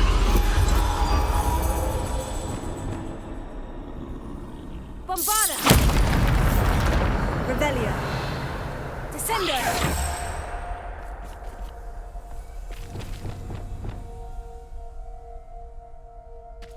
Revelio.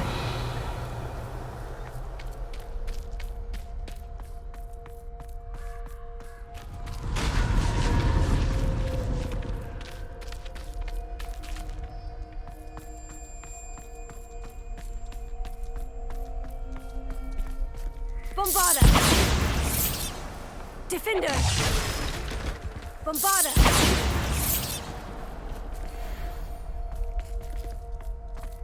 Revelio!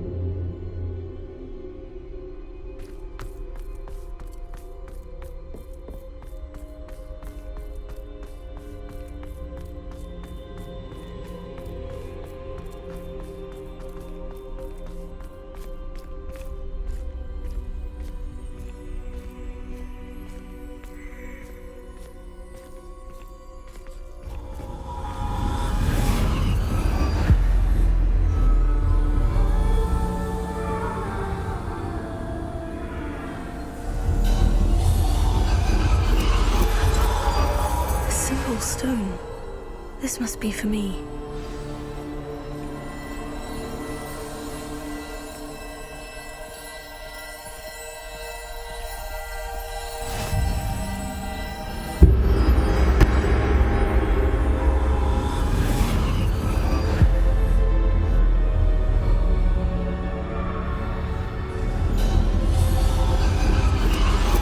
You are far from finished. Pass through the mourners ahead. Nothing is what it seems. She's gone. Neve's dead. Oh, poor Neve. Gone so young. Neve, why? May her memory be a treasure to us forever.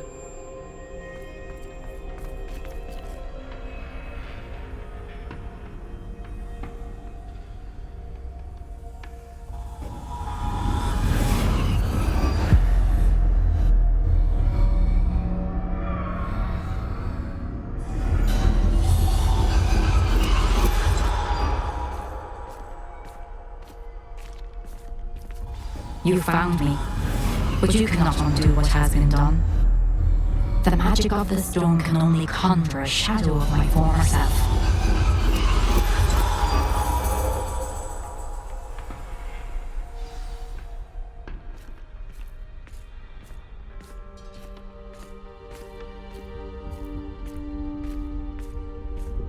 But there is no light without shadow, as there is no shadow without light. Simply because you can eliminate darkness does not always mean that you should.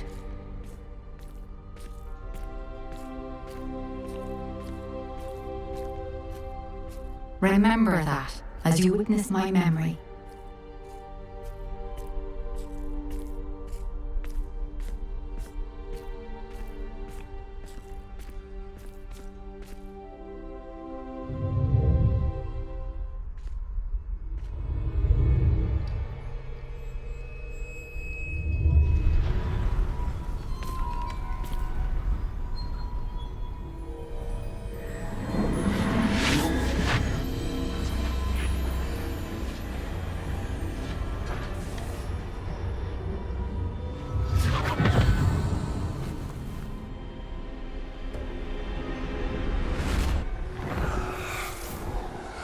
Isadora, what you did for your father was remarkable. Wasn't it? And Percival needn't worry about the strands of emotion or the traces that this magic leaves. I found a way to contain all of it. You haven't stopped. Goblin Silver. You spoke to a goblin about this. Don't worry, he has no idea what we're containing. We don't know what effect any of this may have. The emotions, the dark traits. You sound like Percival. And as it happens, I do know. It is a source of strength, of focus. Somehow it enhances my ability to wield magic. I don't follow, Isadora. I think we can harness it. Power like this is not to be toyed with. In the wrong hands. You saw what I did for my father. Oh, Neve, imagine the good we could do. Everyone is in some kind of pain.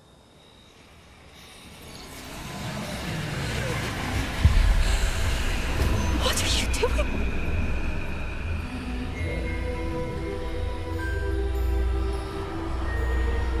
Breathe it in. Can you feel it?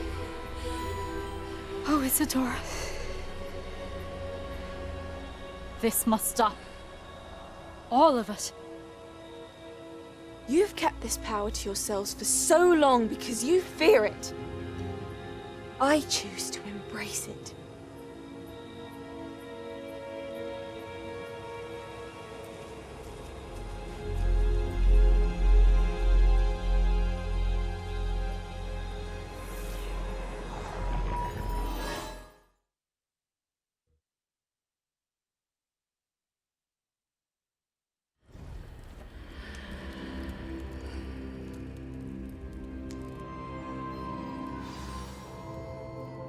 Revelio.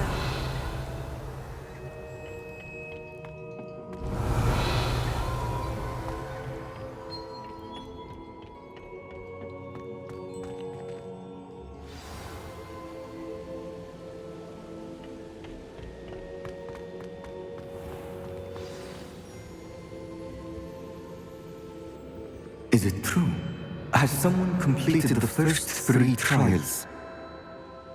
It is, and I have. But you are so... Young. I know. You must be Professor Bakar. I am. Pleased to meet you. The pensive memory I just witnessed. Was Isadora inhaling painful emotions? She was. I was amazed to see that it seemed to give her some sort of power, and that she could harness it. But how? I worry that you seem more intrigued than repulsed. I hesitate to reveal the location of my pensive to someone who, perhaps, has yet to understand the responsibility of power. I can assure you, Professor, I do. In fact, what you don't yet know is that a dangerous goblin called Ranrock has accessed the repository at Rookwood Castle. He has learned to harness the contents of it as a source of immense power. He plans to use that power against wizard kind. We have no time to waste. I see. Nonetheless, the knowledge you shall gain after you witness my memories is too valuable to share without further consideration. I shall require time to confer with the other keepers. It seems we have no choice but to wait, frustrating as it is. I heard what you told Professor Bakar. Isadora was inhaling emotions to gain power? She was, and she pulled emotions, as she did from her father, from Professor Fitzgerald, without permission. Monstrous. What's more, she said that she found a way to store the traces of magic she extracted in goblin silver. The repositories? Possibly. There's something I didn't get a chance to tell you earlier. Ranrock has been digging at locations tied to the 5 names he found in the journals of a goblin metalworker named Bragball. 5 names? The Keepers, and who else? Isadora Morganac? Precisely. That's how he's been one step ahead of us. Gringotts, the Tower, Rookwood Castle. If the Keepers won't tell you where the next trial is yet, I say we at least maintain a watch on Ranrock. Perhaps he'll lead us to more information. Perhaps. I hope to hear from Lodgok soon. I haven't heard anything since I learned of the drills. Oh, and as you've probably guessed by now, your Polyjuice plan worked like a charm. I knew it would. I may have done too good a job distracting Black. I had no idea he can't hold his fire whiskey.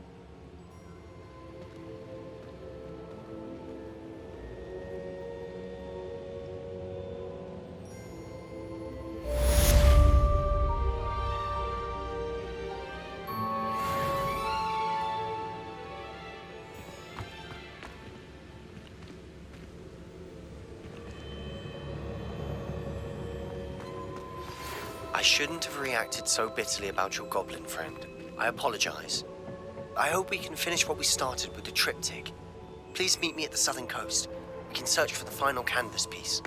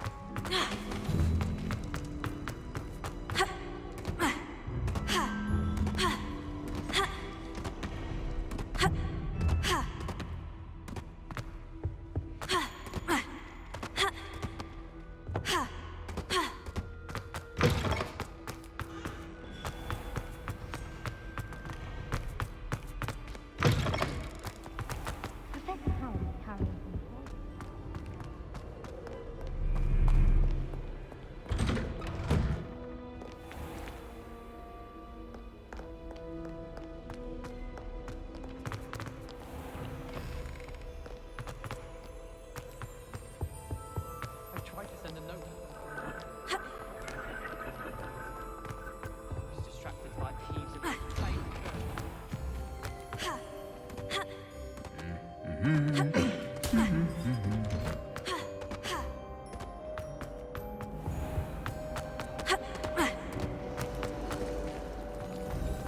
certainly sound like you have.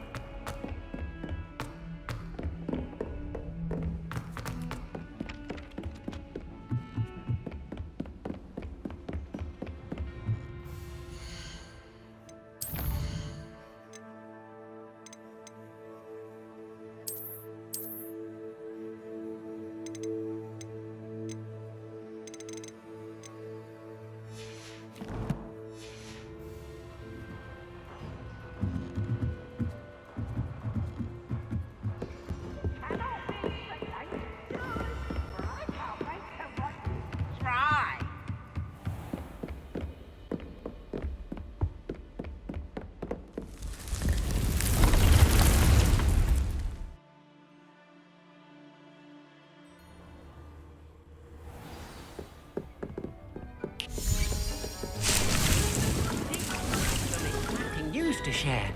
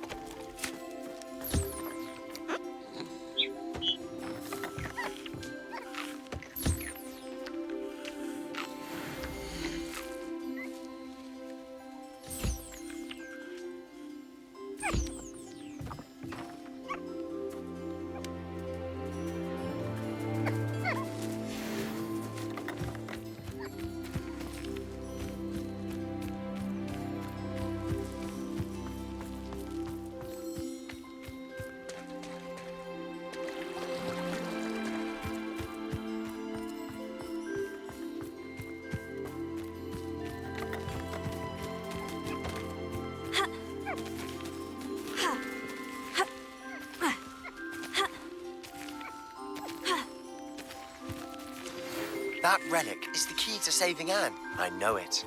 Meet me outside of Feldcroft as soon as you can.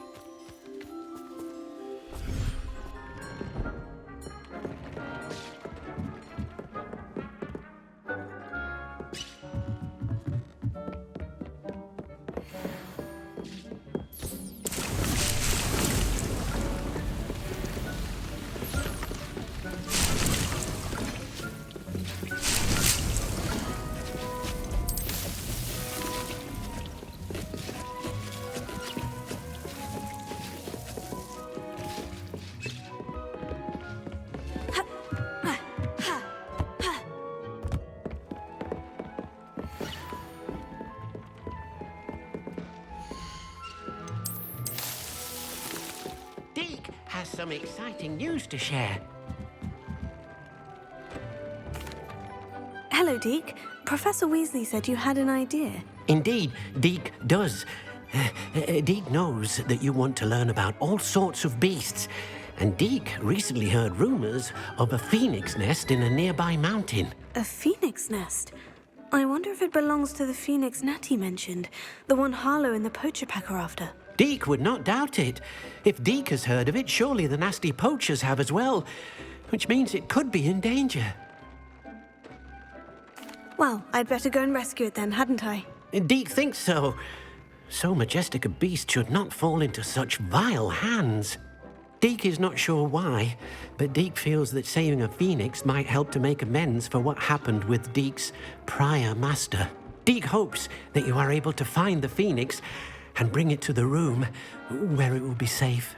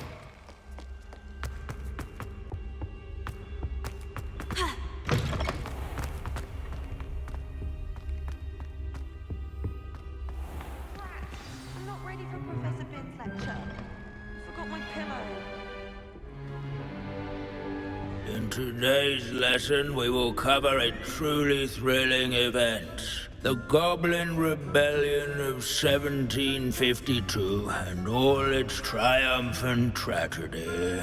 But more specifically, we will address the devastating effect it had on the wizard milling industry.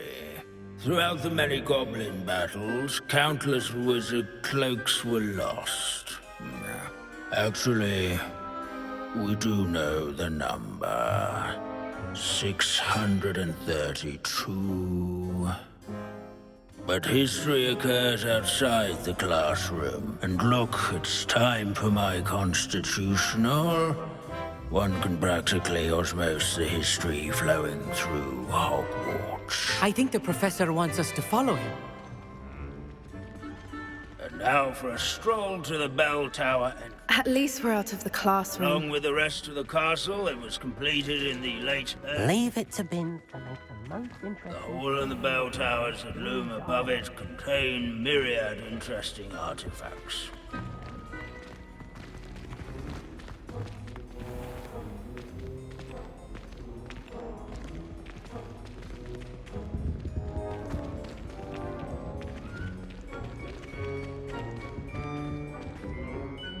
Good to see you again. Recovered from that nasty bout of dragon pox, have we? That wasn't me, Professor. I'm new here. Are you?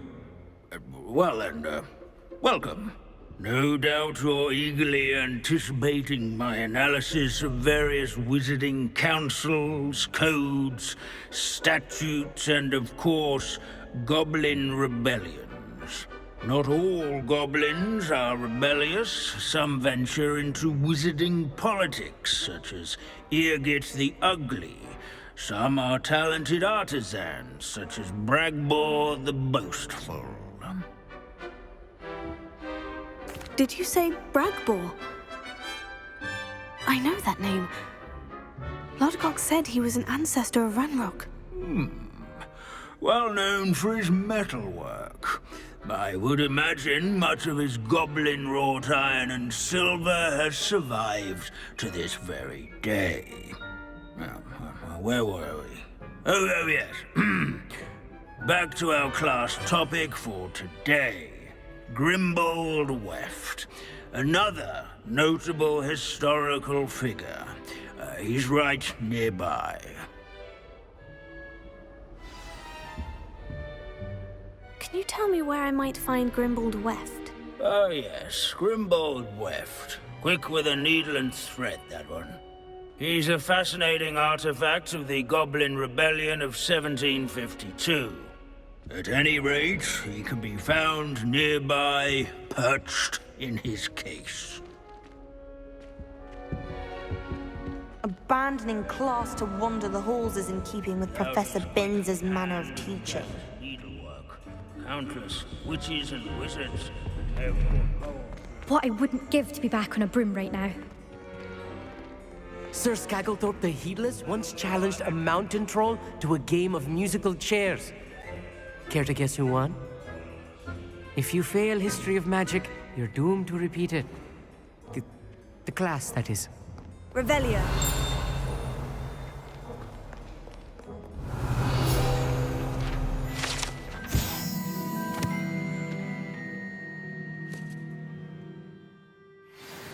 Oh yes, I see you found Grimbold Weft. Yes, I rather enjoyed seeking him out. The thrill of the scholarly pursuit. I know the feeling quite well. Now, let's turn our attention to the agreeability and general good nature of Sir Aphbuttle. He's also nearby. See what you can learn from him for your next assignment. Standing in eternal but symbolic watch over the bell tower is a retinue of loyal knights, or rather, statues of knights, I should clarify. Keen-eyed students will spot the statue of Sir Aphbuttle, a cheerful countenance nestled among the ranks.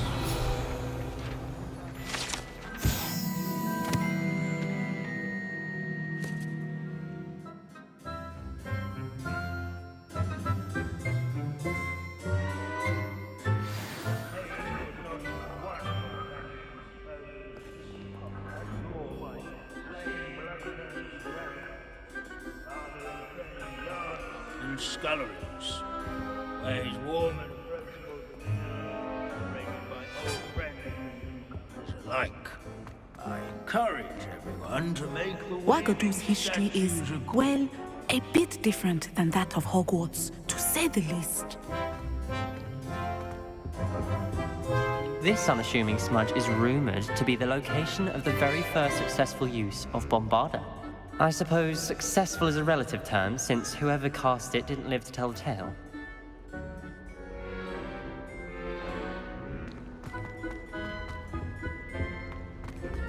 The Hogwarts founders could never have achieved such architectural majesty without the aid of powerful magic.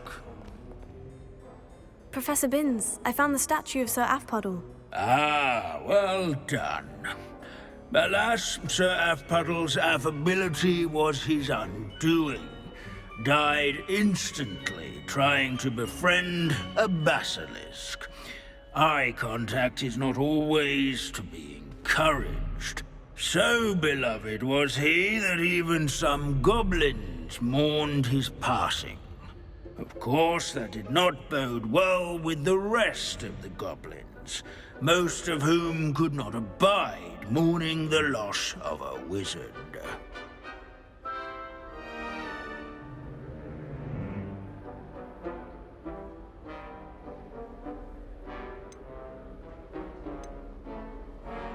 Pity goblins and wizards can't get along. True. But imagine how dull my lectures would be without goblin rebellions to discuss. History does tend to repeat. It is a series of patterns, a thought both comforting and disconcerting. The wise student, such as yourself, will learn from it.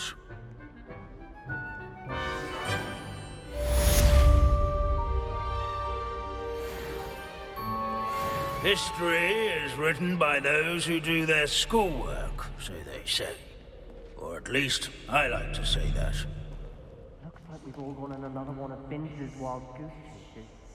How can we do so much and accomplish so little?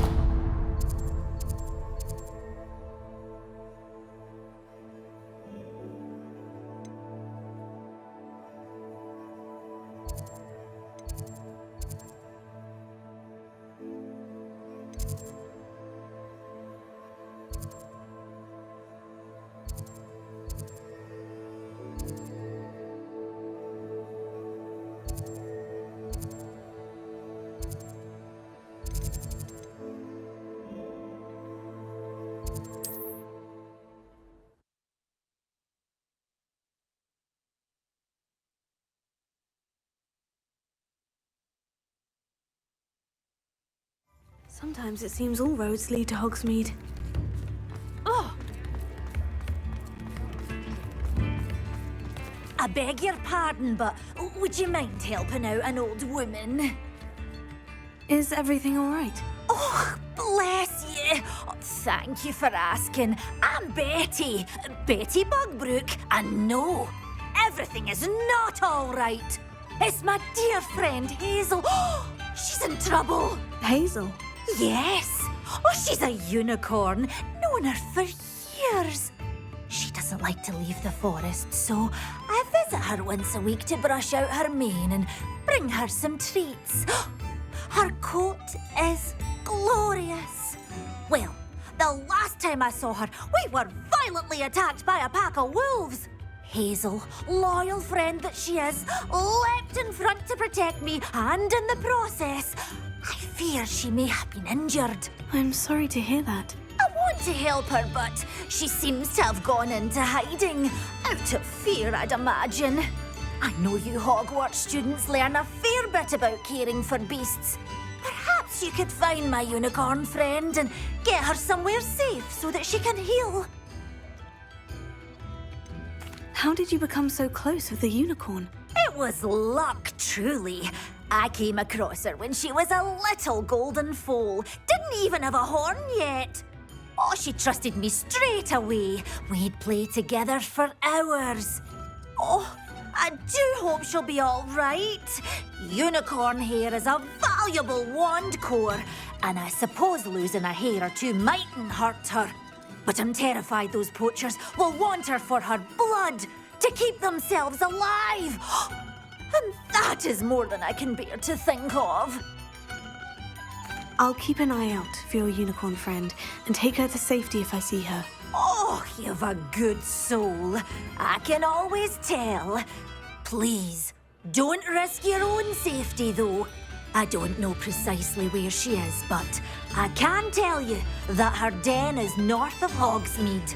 And although I haven't been able to brush her lately, I imagine she still has the brightest, most beautiful coat of her entire herd.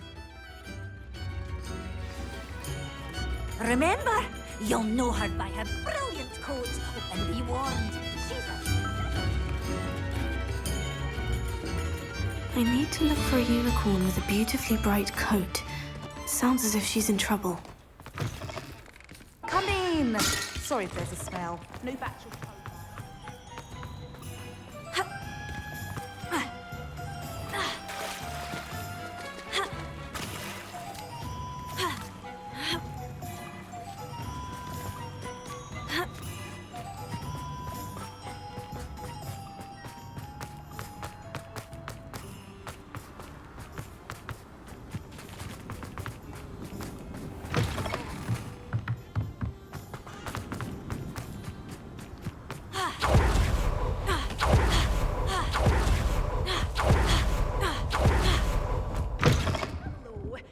careful of the mandrakes. I haven't fed them yet.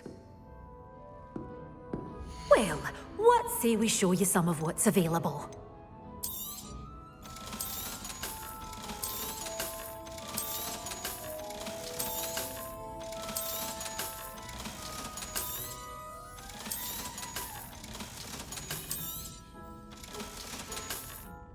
Doors always open. You be sure to stop by soon.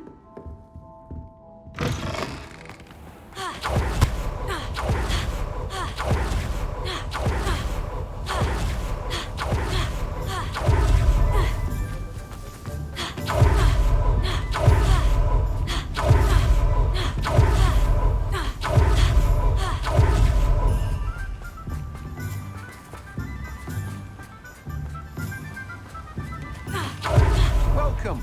Come on in. Now, where was I? Right. Oh, yes. Now, you let me know if there's anything else I can help you with. No one can say I don't keep a stacked shelf. No one can say I don't keep a stacked shelf.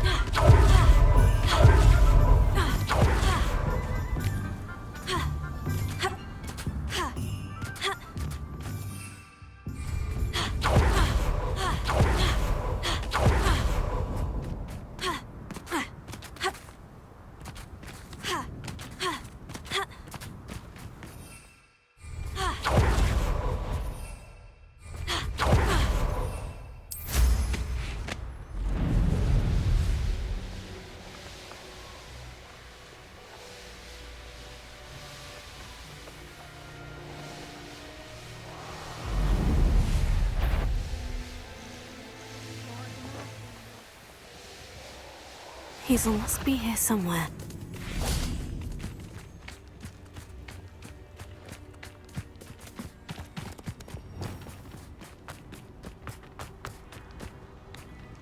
Gracie!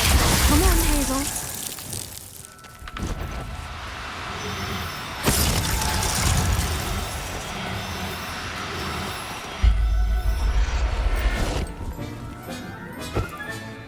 I can take Hazel back to a vivarium now.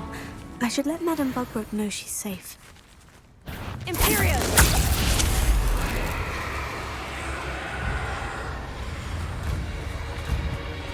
Crucio! Places!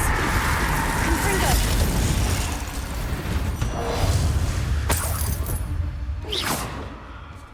Defender!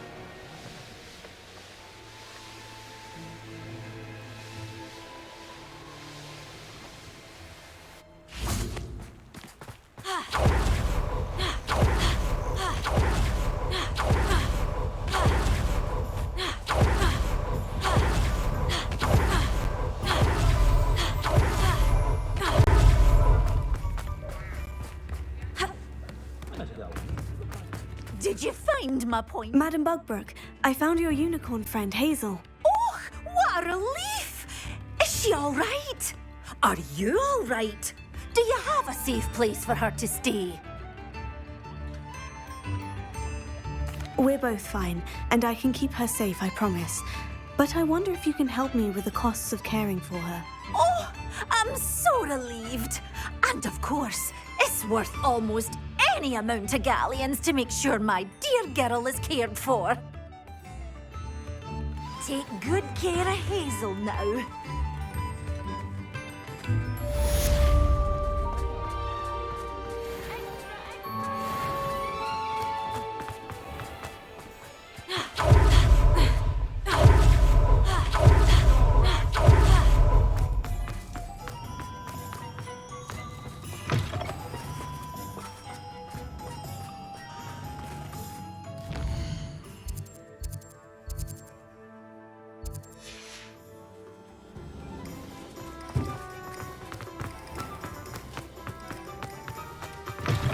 You're back. Nice to see you again. What are we looking for today? I truly enjoyed working with you. Thank you for believing in me.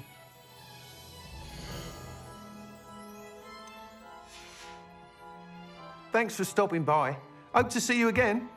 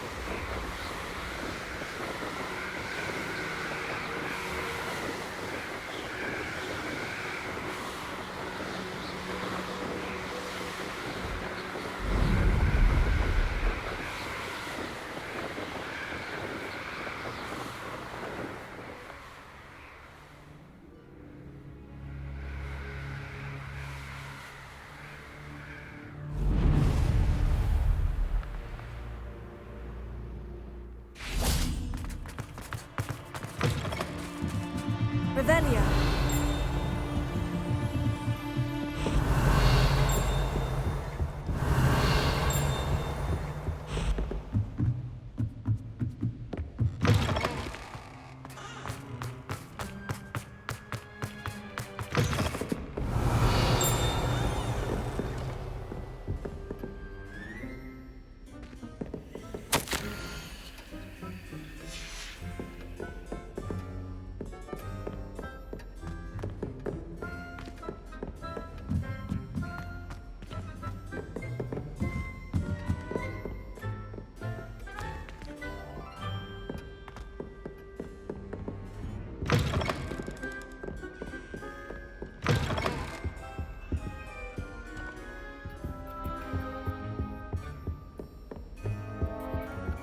Revelio.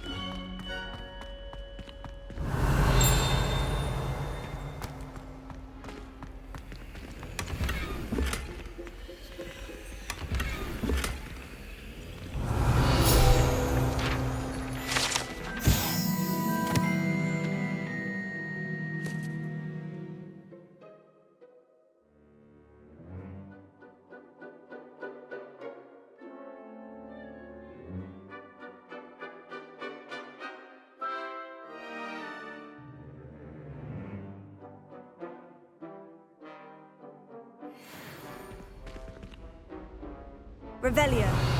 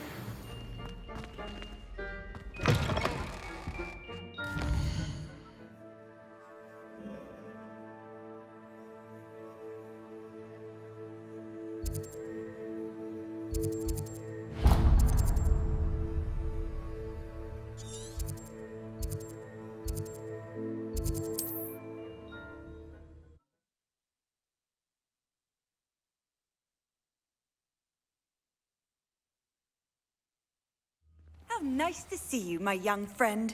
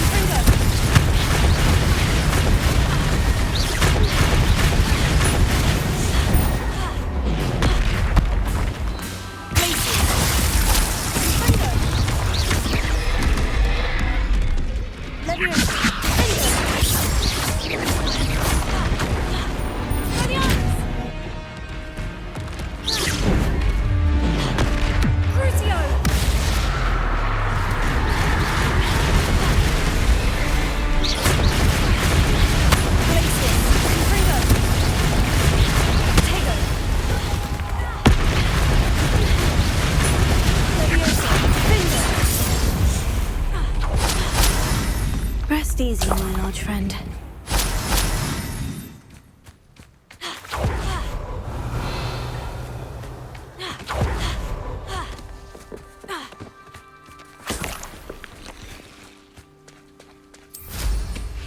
Revelio.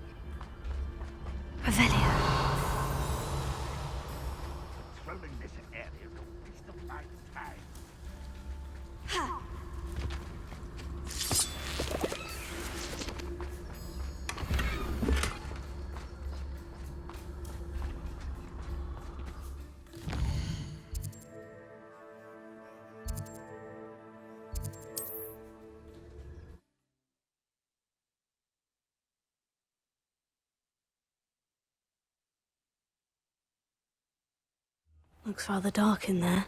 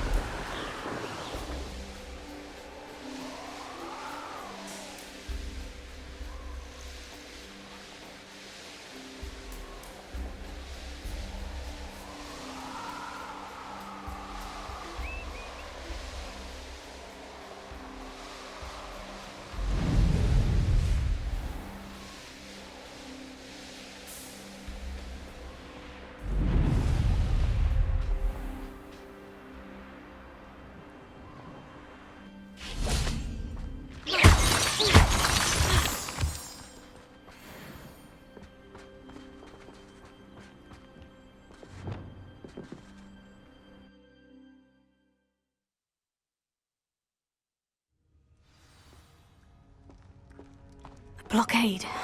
Brookwood's poachers are already here.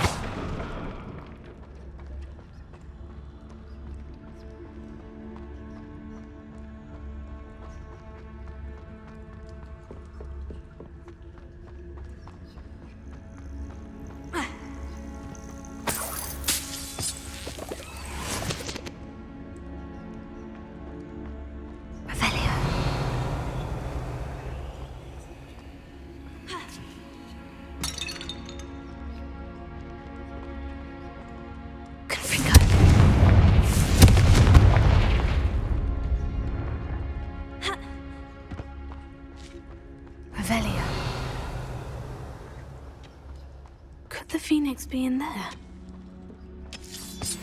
Confringo.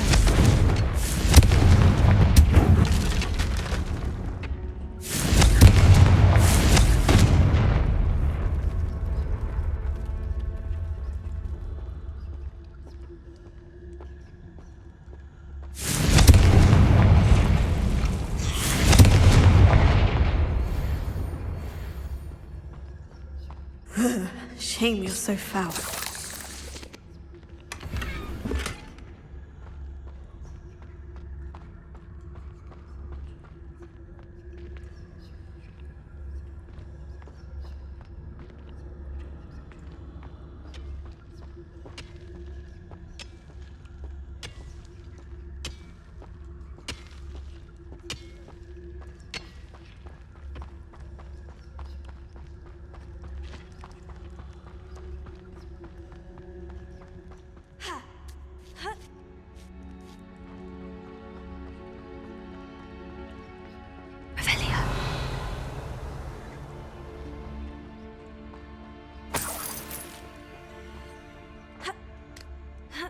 phoenixes can turn to rocks, do you? What?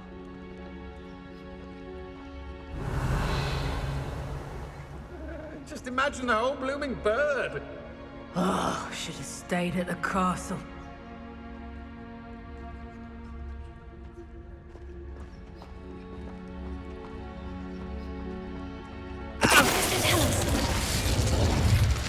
Rockborough's famous for someone having...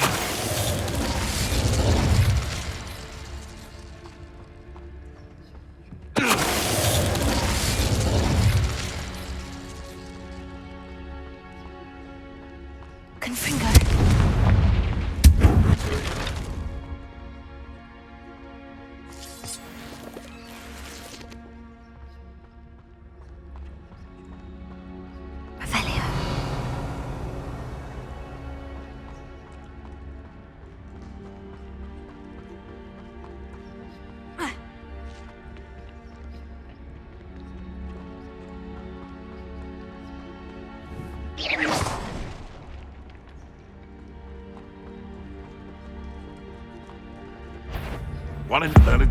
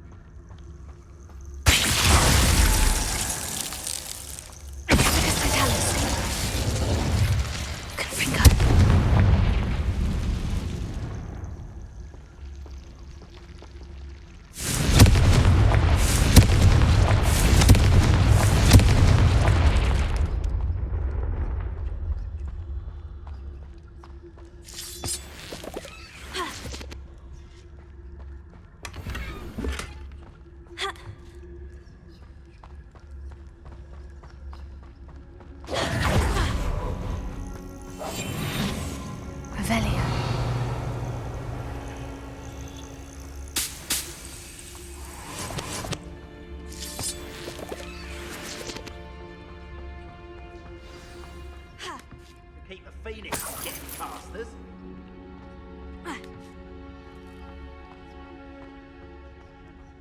More poachers. How many are there?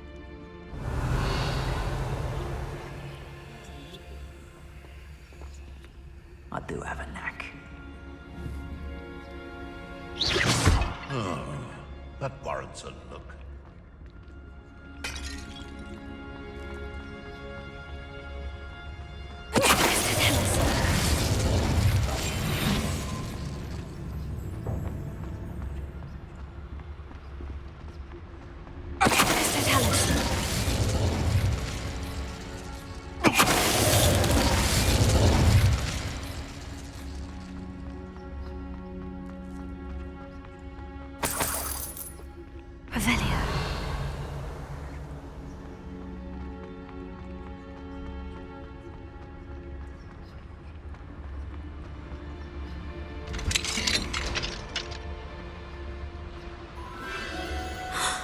The Phoenix.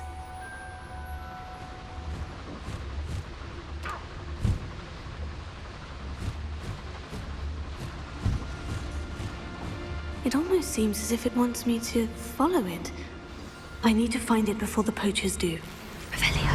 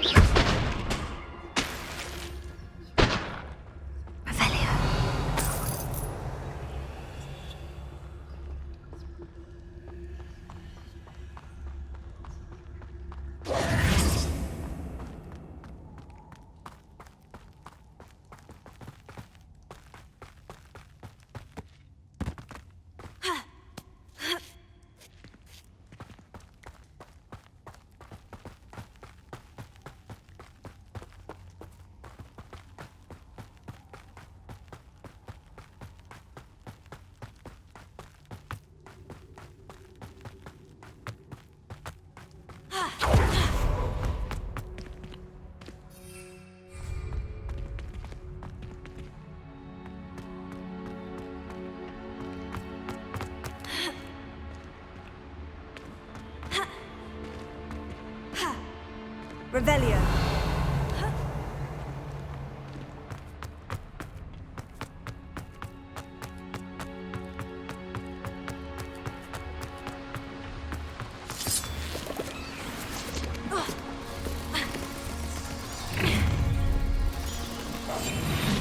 Oh, I shall enjoy this.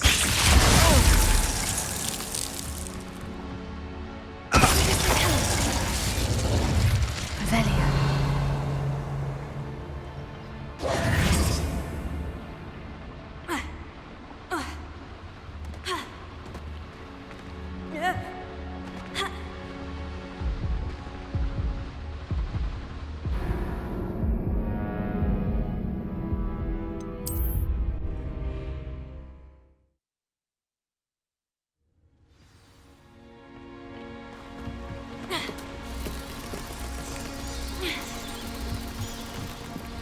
Revelio. Accio. Wingardium Leviosa. Accio. Wingardium Leviosa. Accio.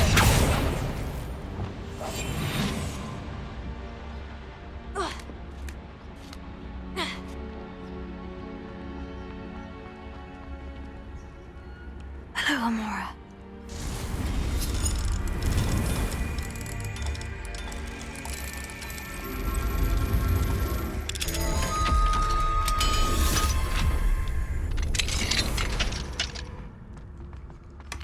Revelio.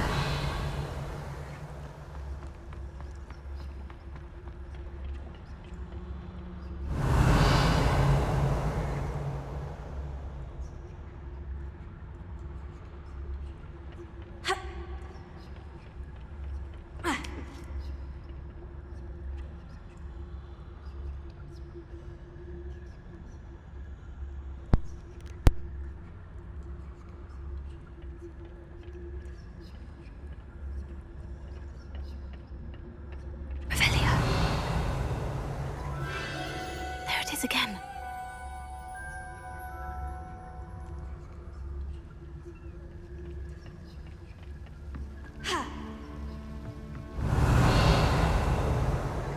Confringo.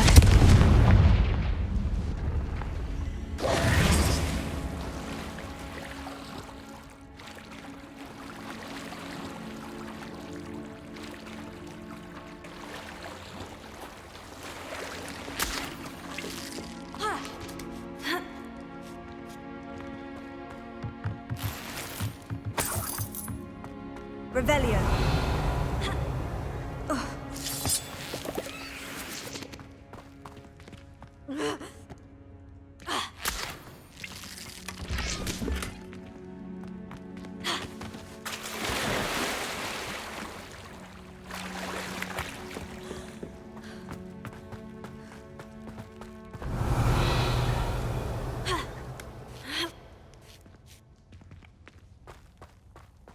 Confringo.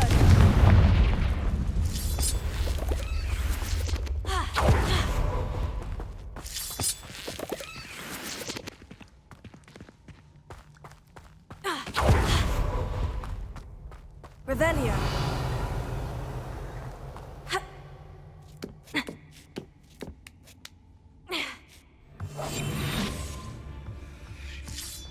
Revelio.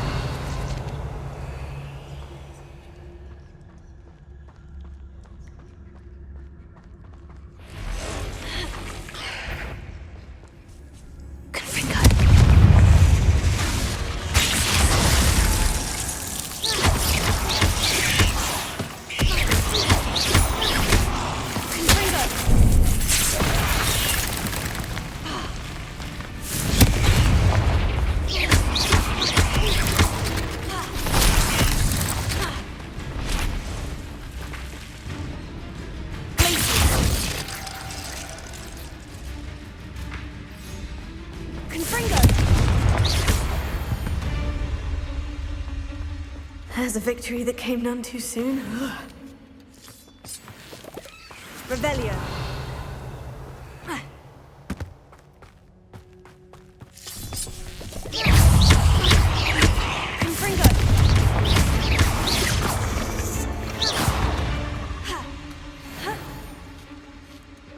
Revelio.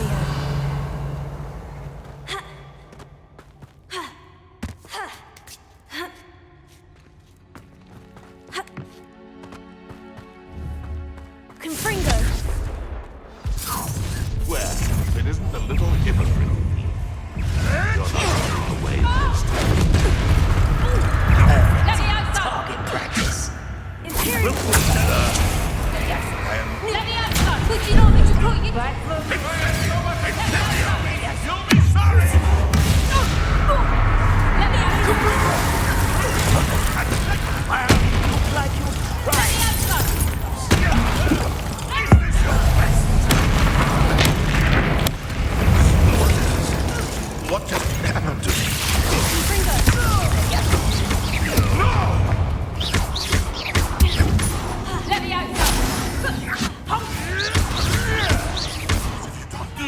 What have you done?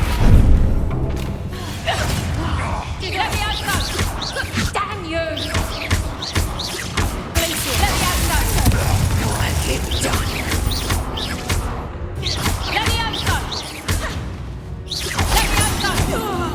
That was for Highway.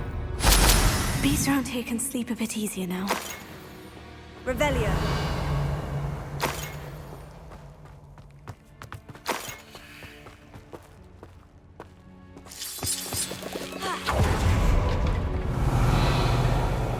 Confringo.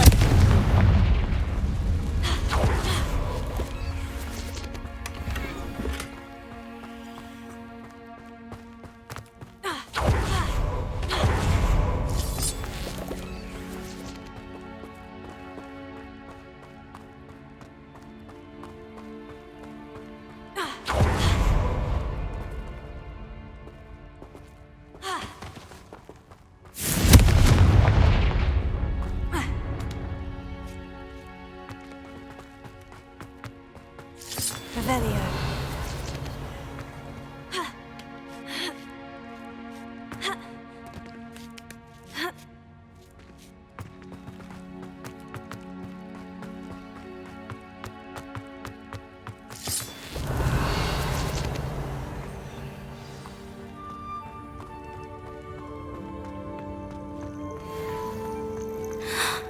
Hello. I'm here to help. I can take you somewhere safe.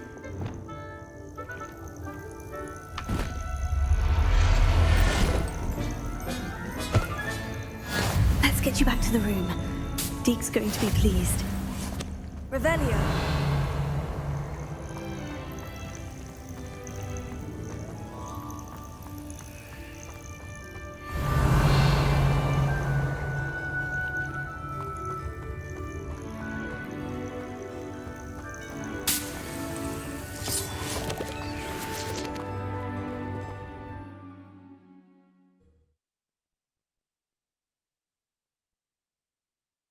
I should investigate.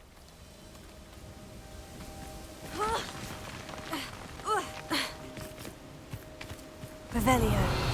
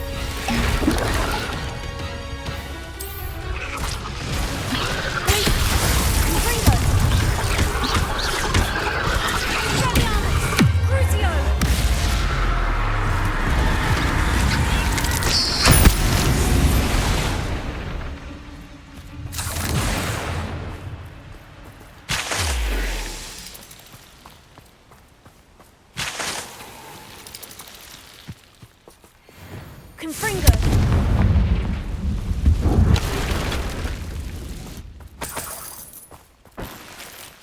Revelio.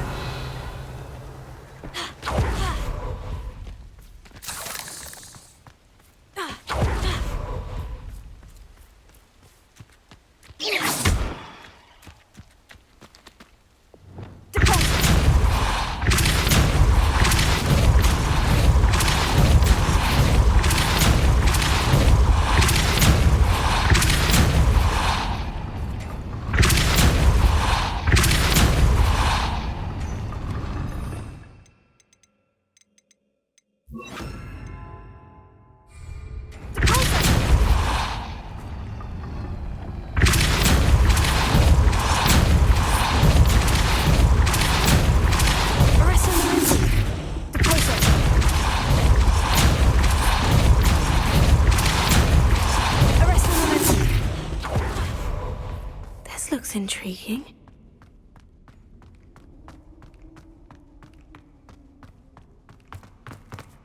Revelio.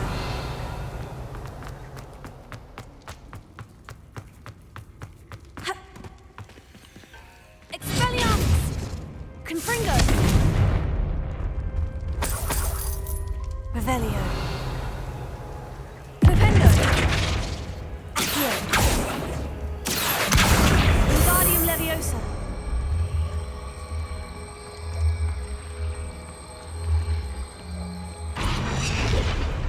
Revelio.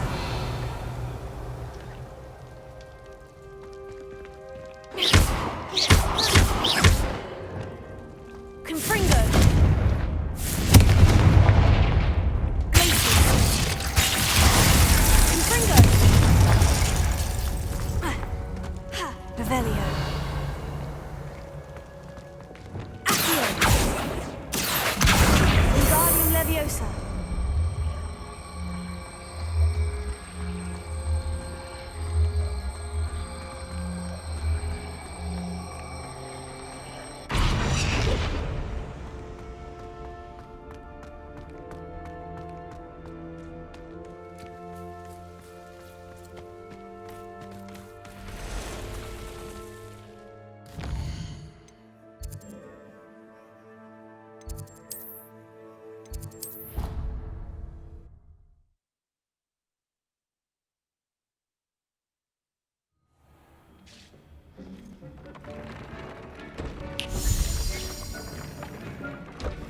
Did you find the phoenix? Yes, Deke, and I rescued it from the poachers.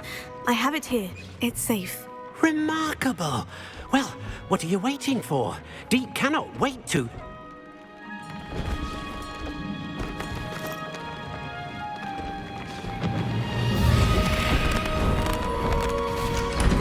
My heavens!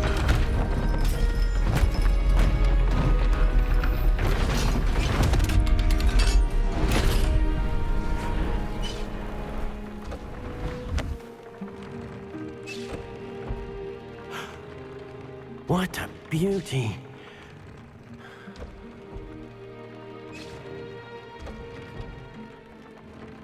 You keep it close.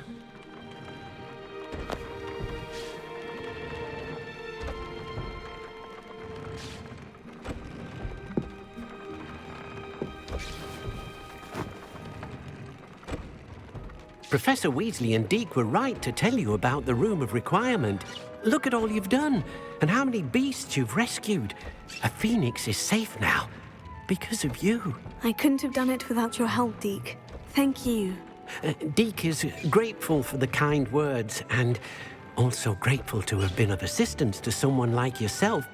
Helping you do such good for so many beasts has given Deke a sense of peace Deke hasn't known in years.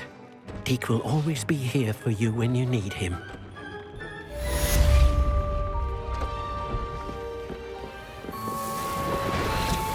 Deke thinks you should be proud of all the potions you've brewed.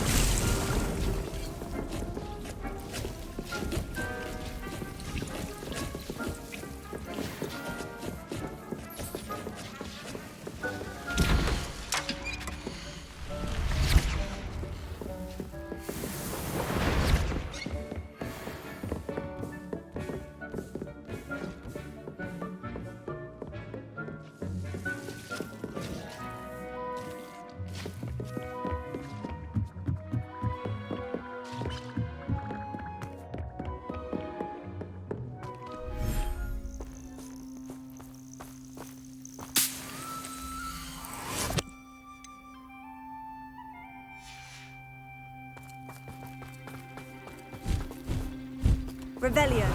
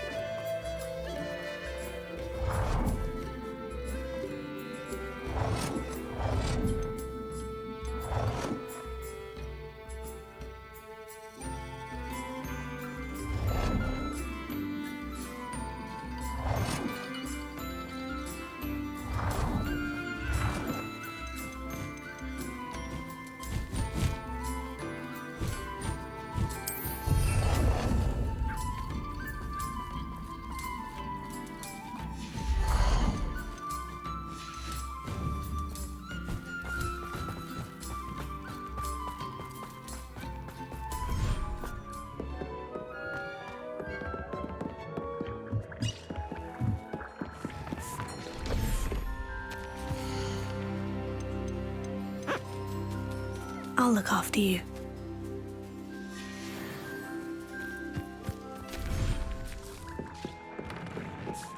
Deke thinks you should be all the potions you've brewed.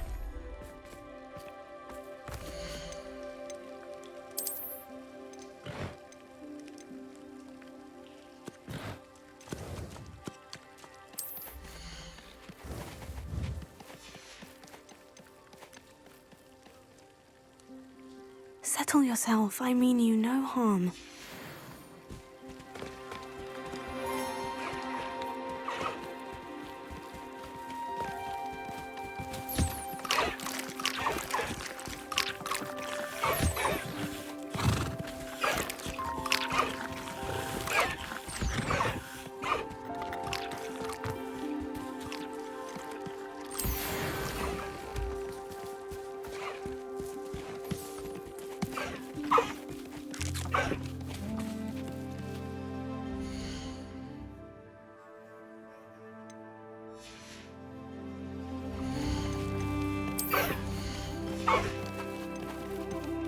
Professor Howin will never believe this.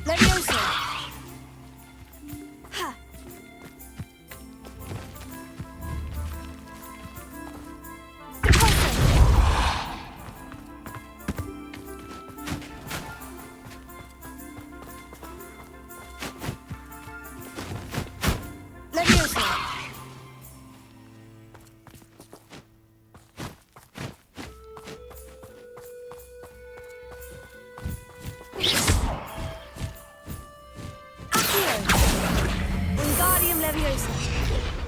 Leviosa.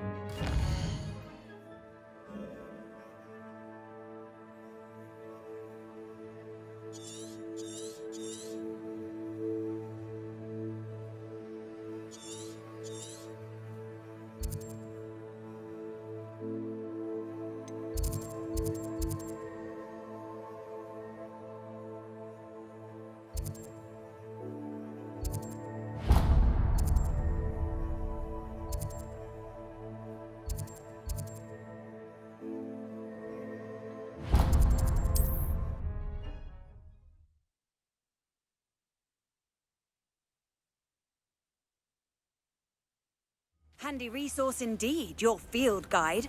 I'm most pleased. Nice to see you again.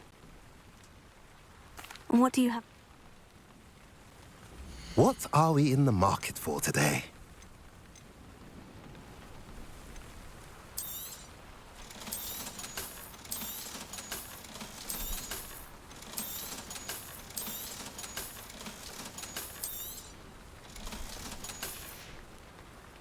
Have I mentioned you're welcome to stop by any time?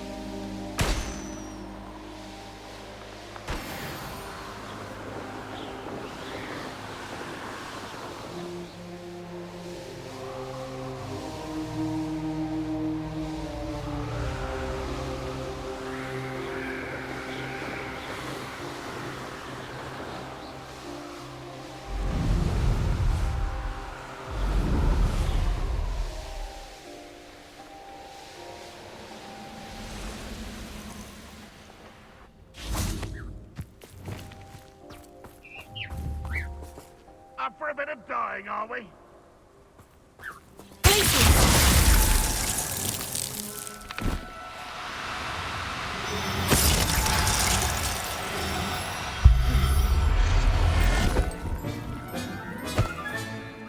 Everything's all right now.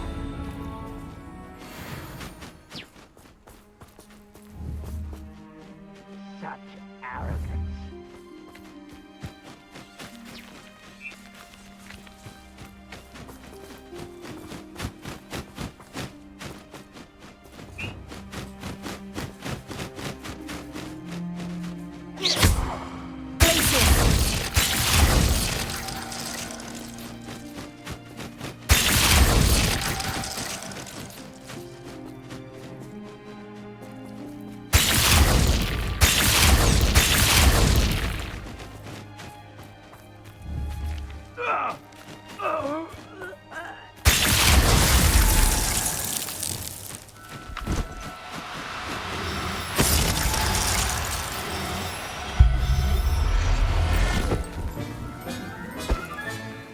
I'll look after you.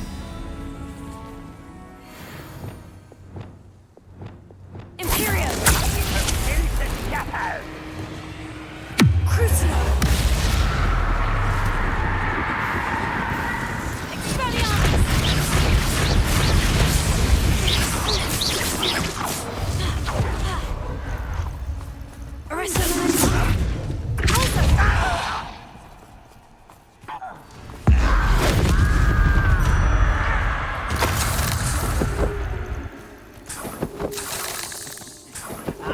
But if you don't fill up so much, you can actually go further.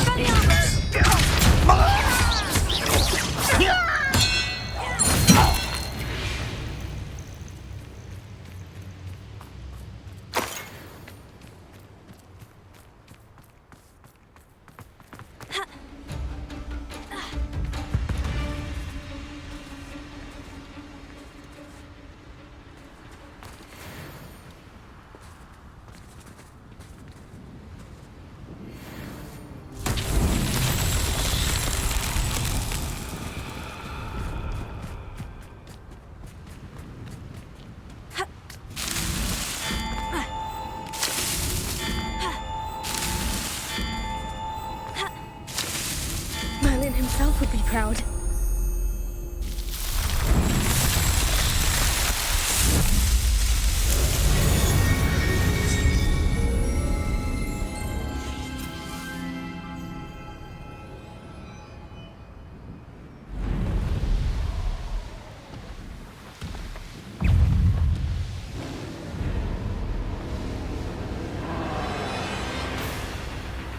How nice of you to stop. I may go to Hogsmeade later.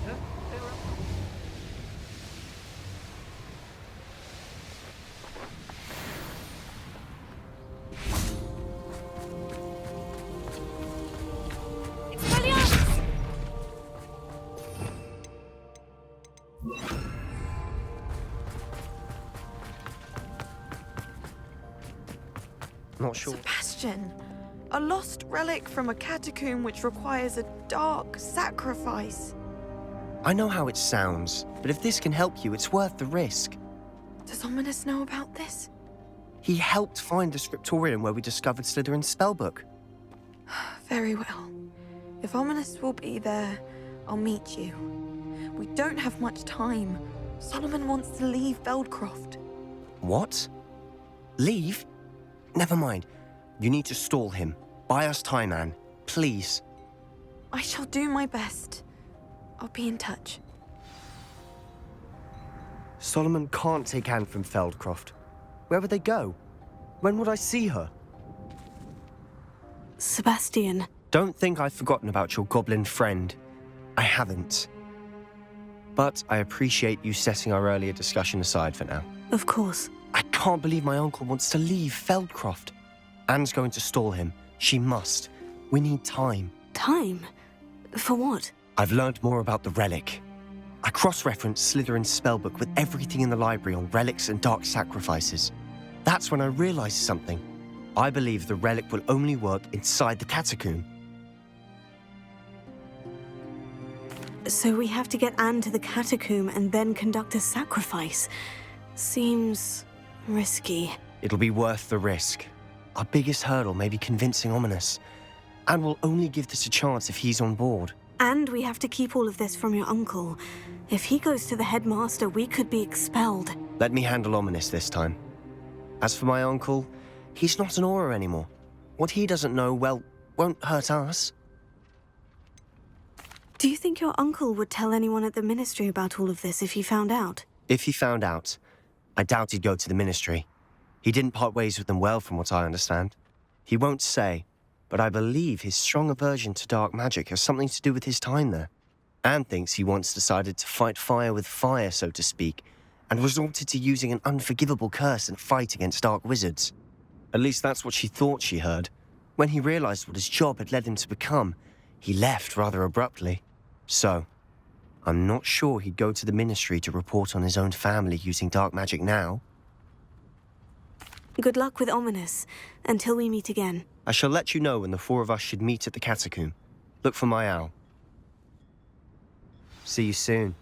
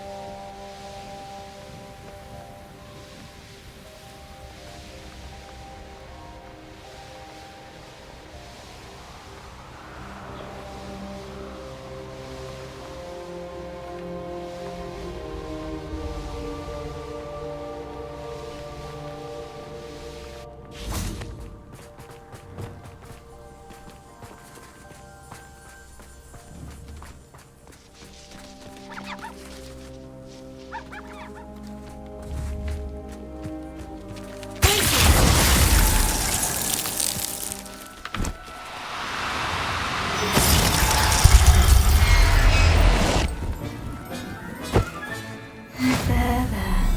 I'm not going to hurt you.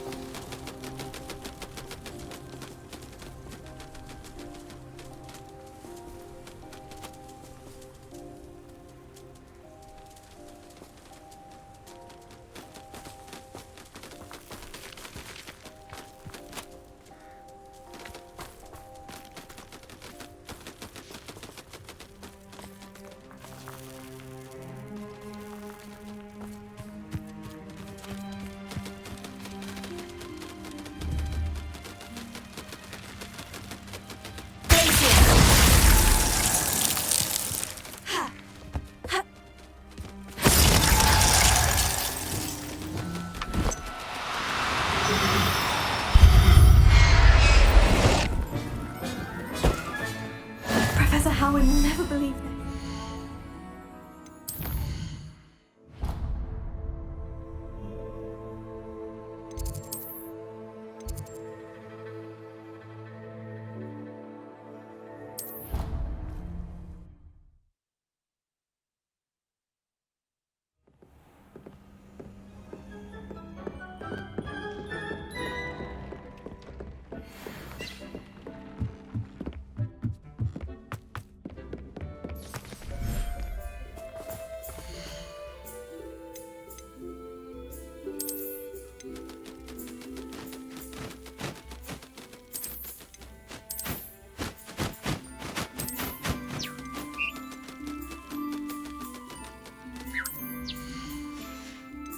Settle yourself. I mean you no harm.